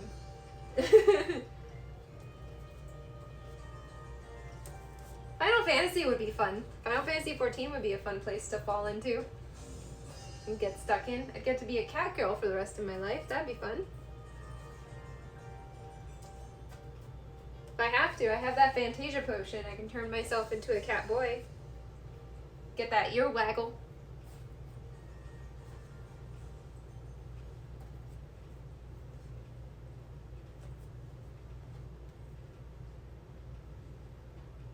You thought that until the recent expansion?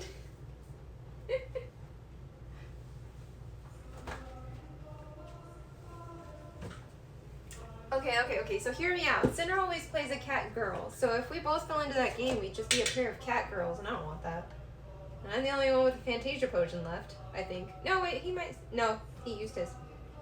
So, it would have to be me. Can't give those away. Yeah, but, like, still pretty awesome.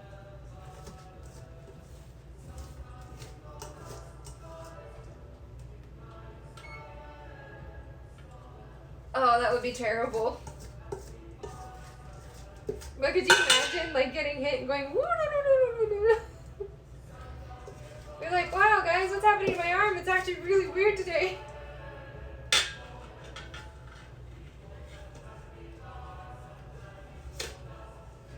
Yeah, fall through the earth and be like, oh no, I've fallen through my house. Oh, you do have one, so you'd become a cat boy for me, or would I have to become the cat boy?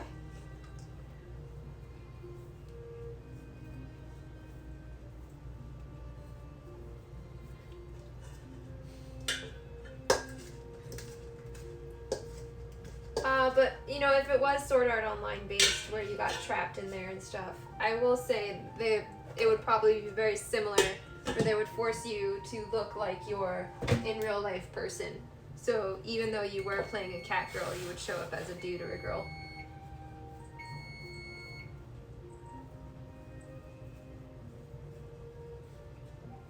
That would be pretty extreme, but also amazing. You would turn into a fembro on me? Ugh. Would you turn into, Swole Alize?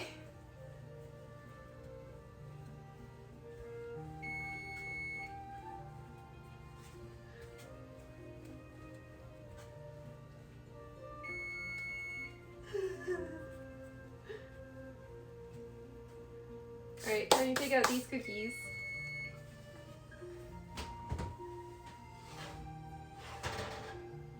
Alright, not quite yet.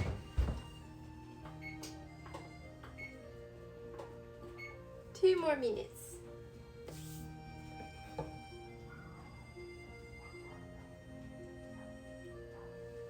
Yeah, that would be pretty sucky, wouldn't it? Oh, all the geology facts. Okay. We already learned that phlogopite burns in the shape of a flower. We've learned that you call group big chunks of biotite, muscovite, and phlogopite books. Same thing with lepidolite, which is a purple muscovite, which is really pretty. We've learned that ice is a mineral. What's another geology fact we could use? Oh.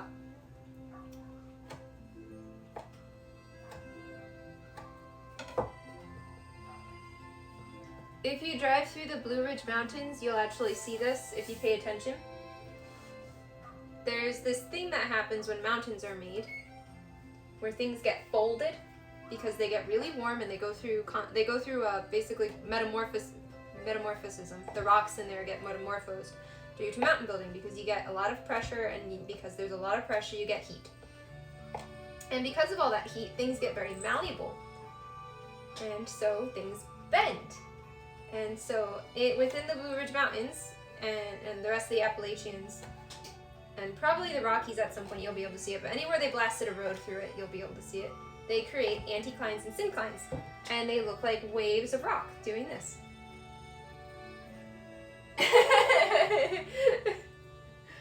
And it's really cool to see. So the next time you're driving through a mountain range that's created by like continental collisions or something,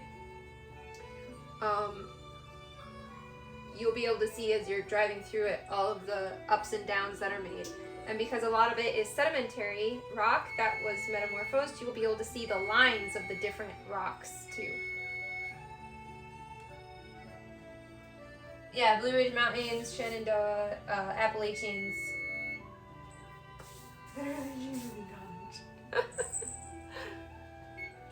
Another geology fact. Hang on, I gotta check these cookies really quick. I just want to make sure.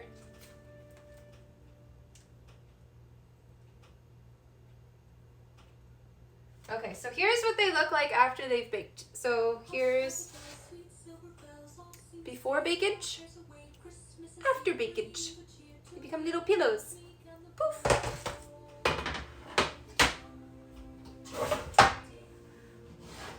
Alright, we are going to do for the full 8 minutes for this group right here in a second.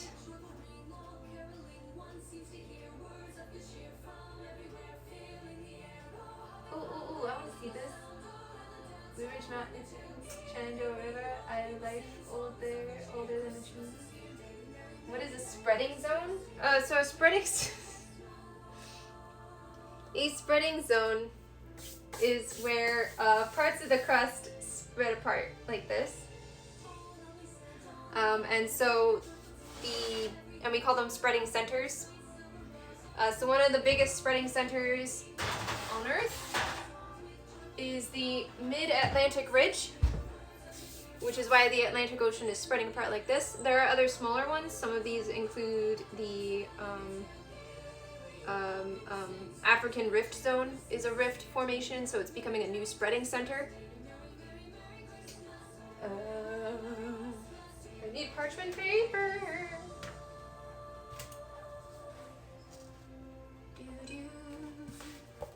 Parchment paper.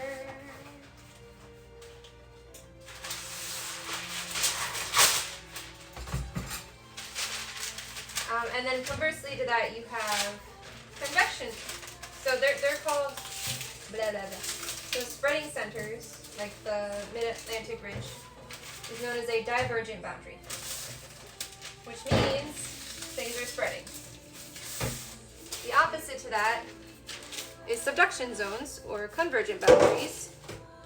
And convergent boundaries is where crust is destroyed rather than created. And so this includes things like subduction zones, areas where, like, the Himalayas are a whatever word I just said zone, where you have India and the Eurasian plate coming together and forming a mountain. And so that's destroying crust, which is neat.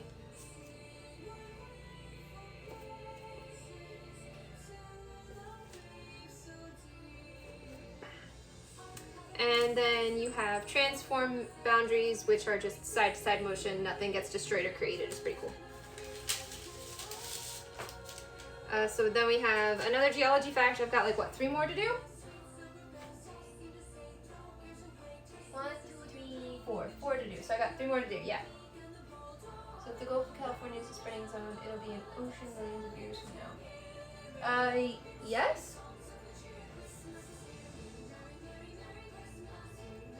Oh, country roads. Okay. I wasn't sure what song it was. Country roads, take me home. Okay, so last row here.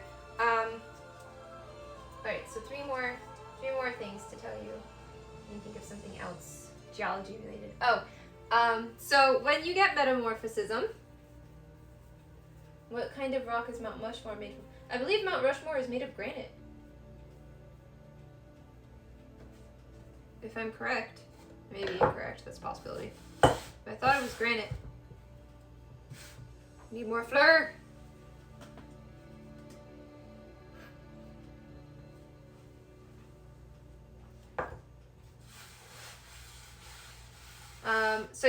Speaking of metamorphism,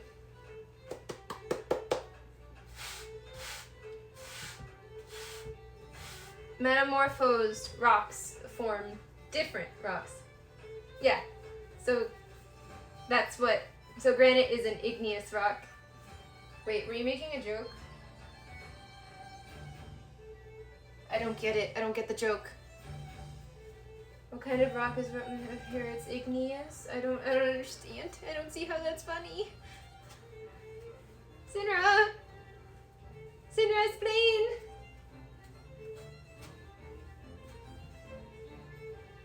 Okay.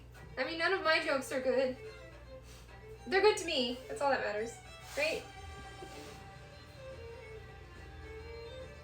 Okay, so with that you get changes of rocks. So like you get rocks like gneiss, which is Gneiss, but it looks pretty, so it looks nice, and that's an easy way to remember it. And then there's schist.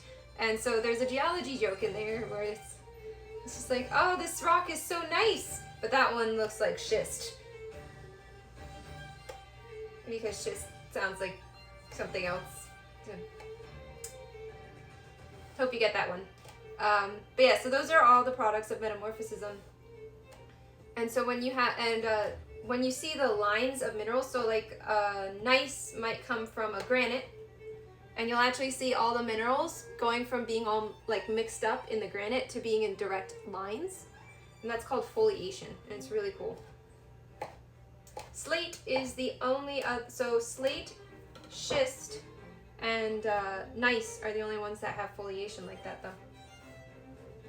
Which is cool because you can't really see the foliation on slate, but the foliation happens to come about, here's your next one, because slate is the only rock with cleavage, and it cleaves at its foliation zones, which is cool.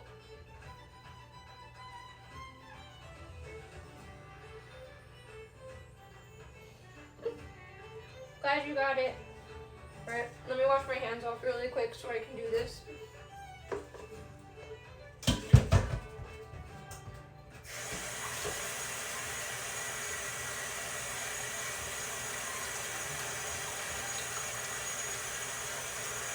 I think that's all four, right? All four geology facts. If you would like another volcano fact today, please ask for a volcano fact. For I have many!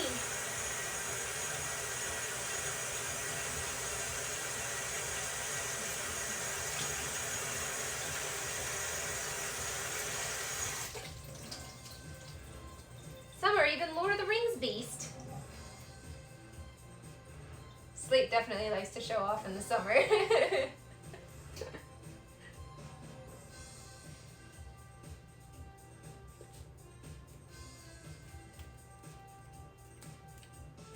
What'd you just realize?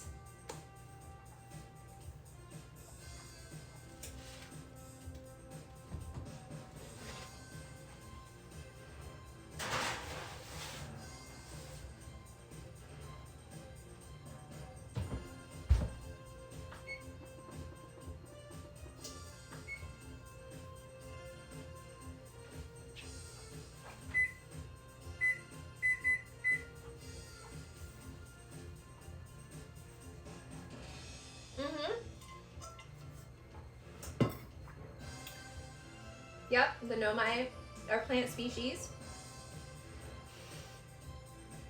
Did you just realize that your people are all named after rocks and minerals?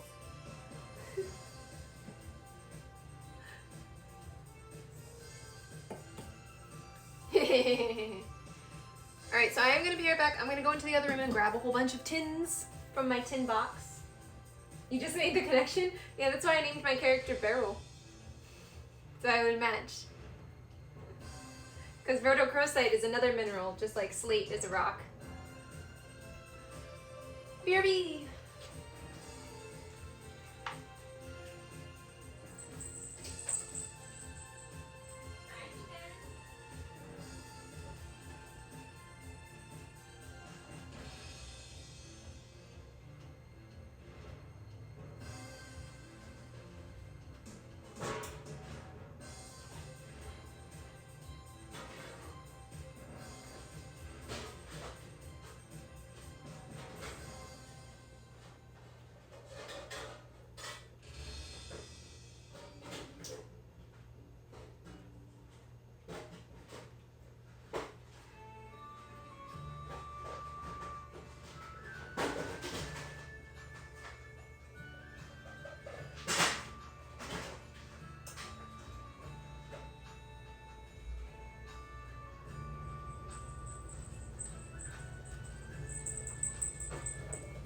right back.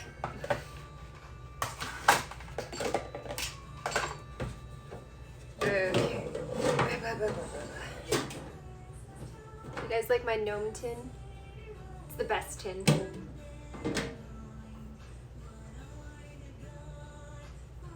Oh, whoa, whoa, whoa, whoa.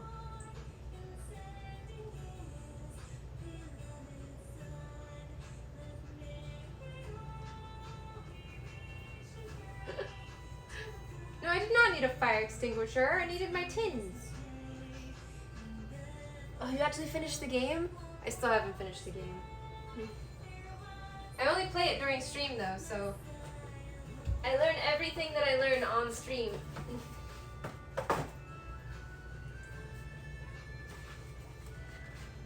Thank you.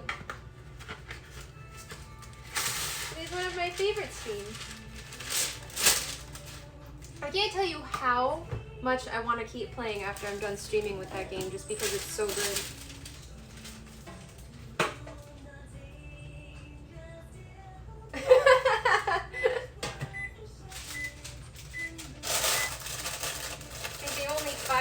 Be at Sinner's computer system.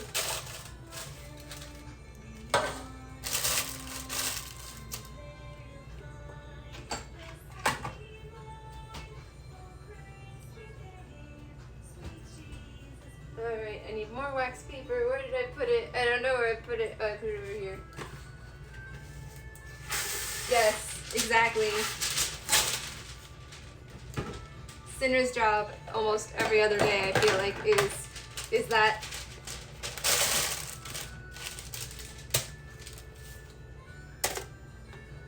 putting away the waffle cookies, putting away the waffle cookies because they're just so cute. Look at how cute these are, they're little waffle cookies.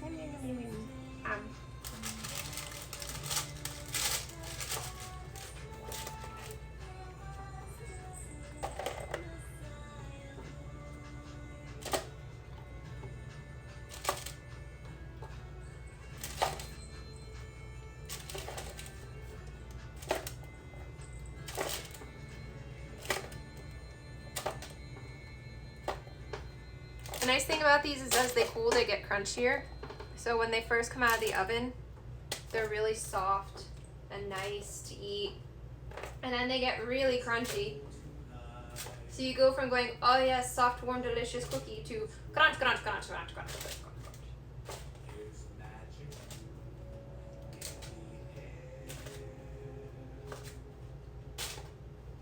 So what is everybody's favorite thing at Christmas, if you celebrate it? If you don't celebrate it, it could be the very empty movie theater. But what's your favorite thing on Christmas? Or the Christmas season, rather.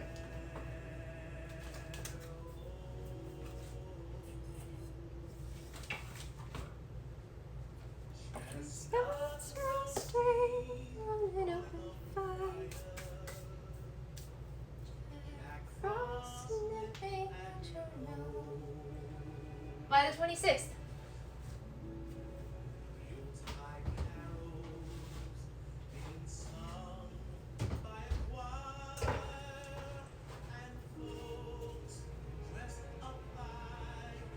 Is it because of all the after Christmas sales?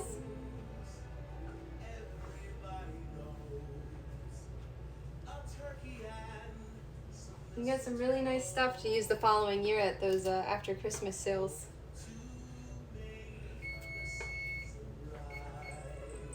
Like at Home Goods or at Marshall's.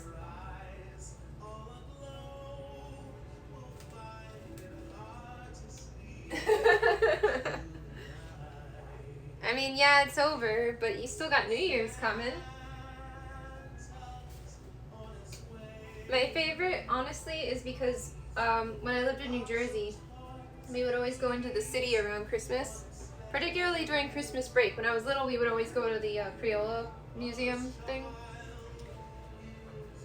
But one of my favorite things about doing that was that not only would we see the Christmas tree at the Rockefeller Center, but I would get fresh, hot chestnuts.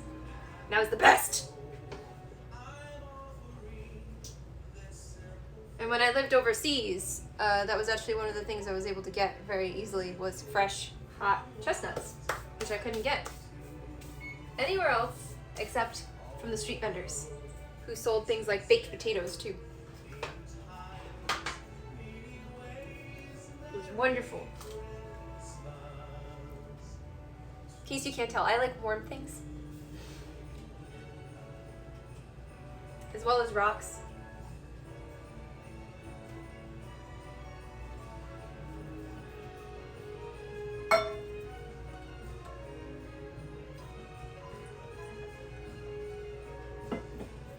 I also really liked the smell of evergreen that would happen around the house when we got a tree. And getting the tree itself was fun. I definitely enjoyed that a lot. We would chop them down each year for a while. If we had, as long as we had time, we would go one weekend and chop down a tree. Good job, Pea. Whee! You do big posies.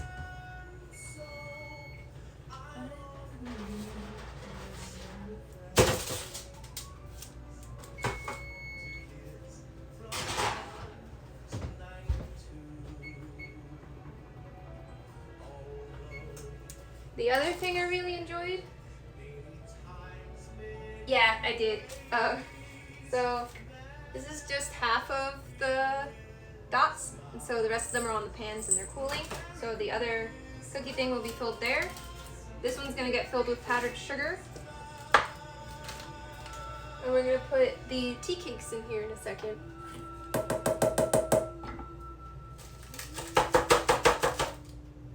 Or one of the things of tea cakes. I don't know if they'll both fit. We'll try. So we're putting some powdered sugar on the bottom here. Then I'm gonna go put them in and pour more on top. So I'll be right back.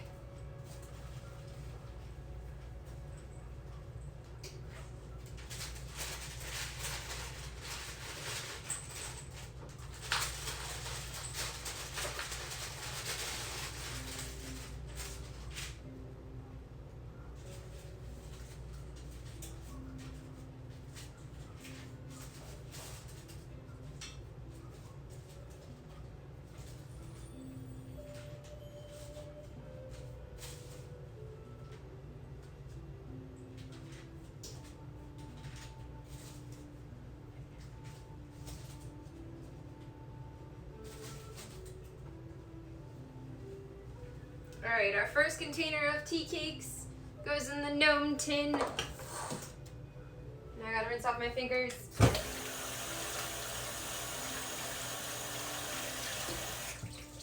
Our second container will go in, ooh, let's put it in the ice skating one. This one will be fun. But yes, I always make a lot of cookies. I actually usually make more than this. I usually make sugar cookies and a type of Lindsey cookie and pinwheels, I think. There's a couple others that I wanted to learn how to make, but I usually make a lot of them. And I give them out as presents each year, so they're always part of my present bin that I give to people. So I have these tins that are about this big. And everybody gets some cookies in a tin, and I give it out to pretty much everybody we give presents to each year. Some people get a bigger tin because that's all they get is cookies, and so I want them to have a gigantic amount of cookies. But this year, and then I always make sure there's some for me to eat, so this one I'm happy, and this way when I have people over for Christmas or Christmas Eve, I can share cookies with them as well. I don't remember what I was doing. I was getting wax paper, that's what I was doing. So yeah, that's been a tradition, like I grew up doing that, where we would make way more cookies than we could ever eat because we would give them away to our neighbors and people at church when we went to church with my mom. And then we would bring them to like every single Christmas celebration we went to on the face of the earth. I heard that. I heard those jingle jingles. Come, pumpkin friends.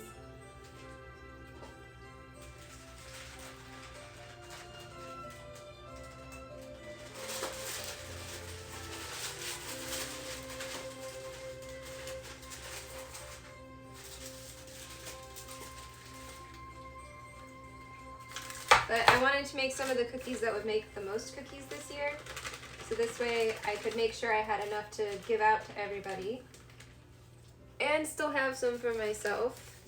But not kill myself making a literal butt ton of cookies.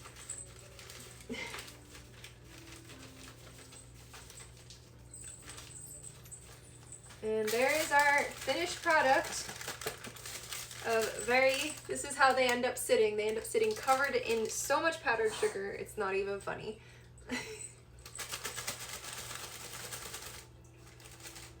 And then we put wax paper on top to keep them safe and cover them up. But yeah, it's one of my favorite things to do each year because not only is it something I can give away, but it's also really fun to me to do. And I miss doing it with my family at home a lot.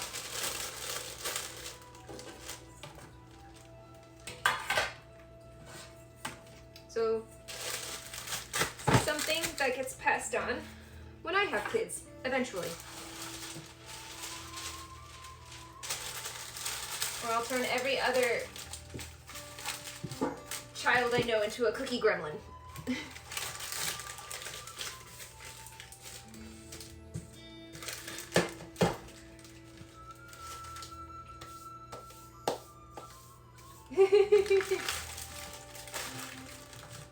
So some cookies are naturally less than others. Like usually when I make like large amounts of gingerbread men, it's because I have to double the recipe or triple the recipe even.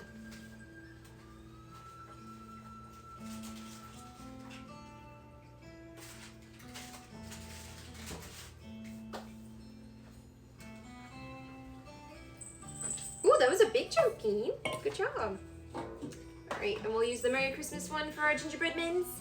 And I'll show you guys the wood cooking in a sec. I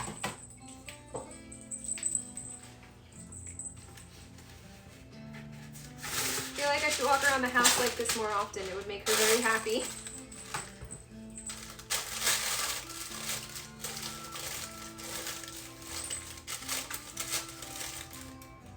I think this is the most playtime she's gotten in a couple weeks since Endwalker came out, to be honest. Because we've been pretty much playing Endwalker and we've both been working.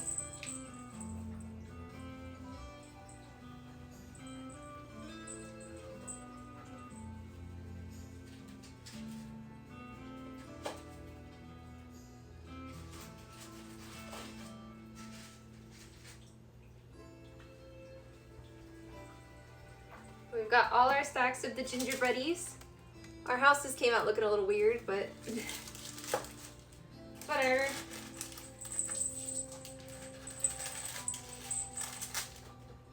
You having fun there, baby bean? Yeah? So yeah, it means I have enough cookies for everybody to have something, especially since we couldn't get everybody something. We usually, like for family, friends and stuff, for at least like our family's friends, we usually give them cookies in tins each year for Christmas.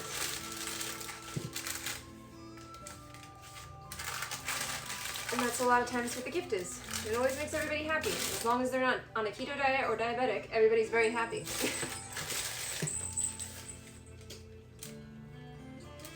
She literally just grabbed it and then ran between my legs. I don't know if you guys saw that. So, I mean, my kitchen is a little bit of a mess right now, but it's not like the biggest mess it could be. I do have to start the dishwasher and wash out these bowls, but other than that, it's pretty easy to clean all this up. I'm pretty good about that. I like to try to keep it very specific ways.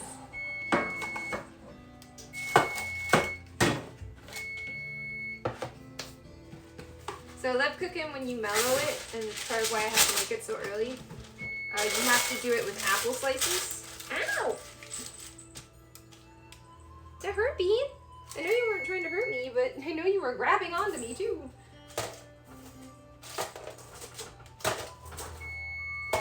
Yes, I hear you. I will pull you out in one moment, my cookie bears.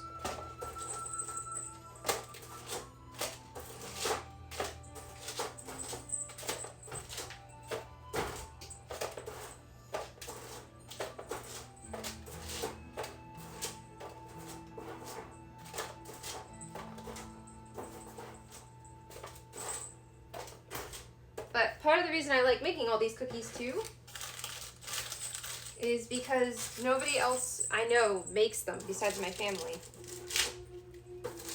I also don't know that many German families, so they probably would make some of these things, but this is just something that, unless you're from Eastern Europe, you don't know half these cookies.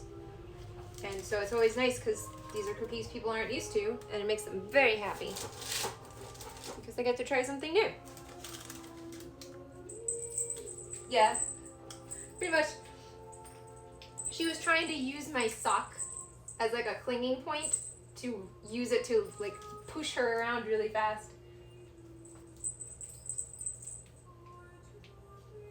But shortbreads are really good. I love shortbread. It doesn't love me, but I love shortbread. Tastes really good with coffee and tea. It's too bad Jermbeck doesn't make any of his family cookies. Could you imagine all the biscotti?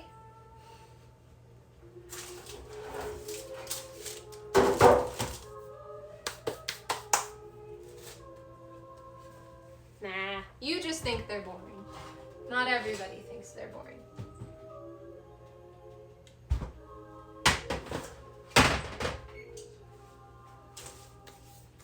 I'll show you what the lip cooking look like in your tins.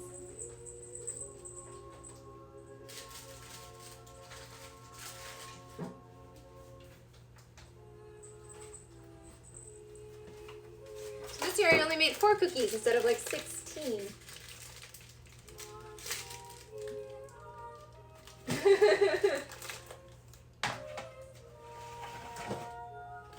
So here, let's get this piece of apple out of here. It is no longer needed. Here are the left cooking.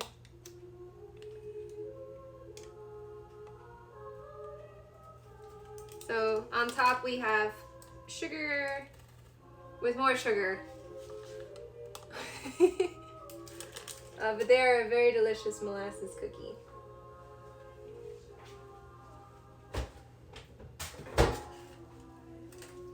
They're one of my favorites, actually. You make them with molasses and honey.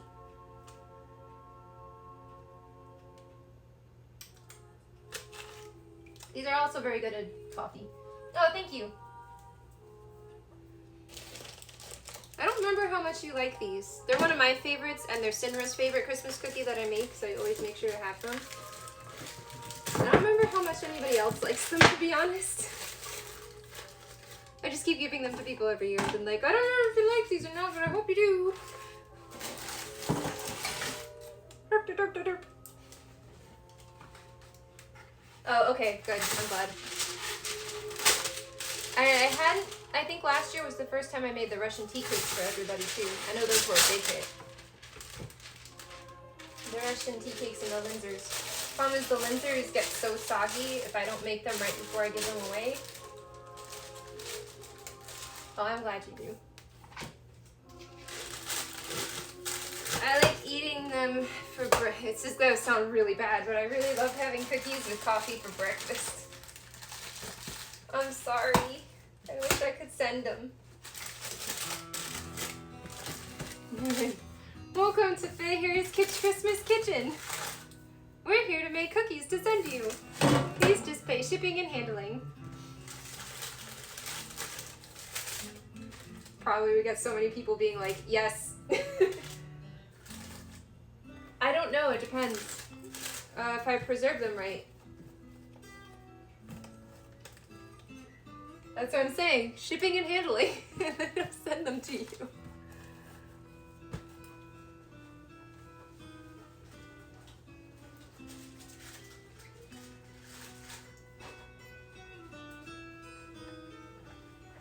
Because I would have to overnight them. Or something along those lines.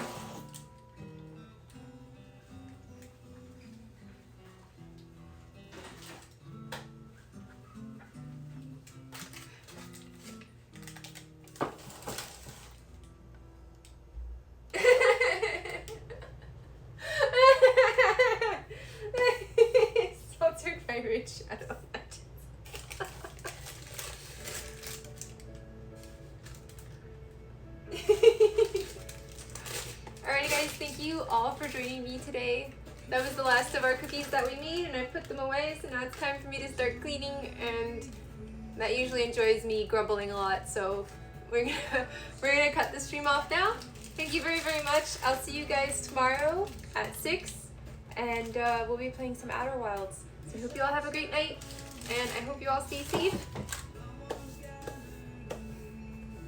I hope technology continues to come so far that you can scratch and sniff all the cookies that you want. Like I said earlier, this will be taken down just because of the fact that I have music playing in the background.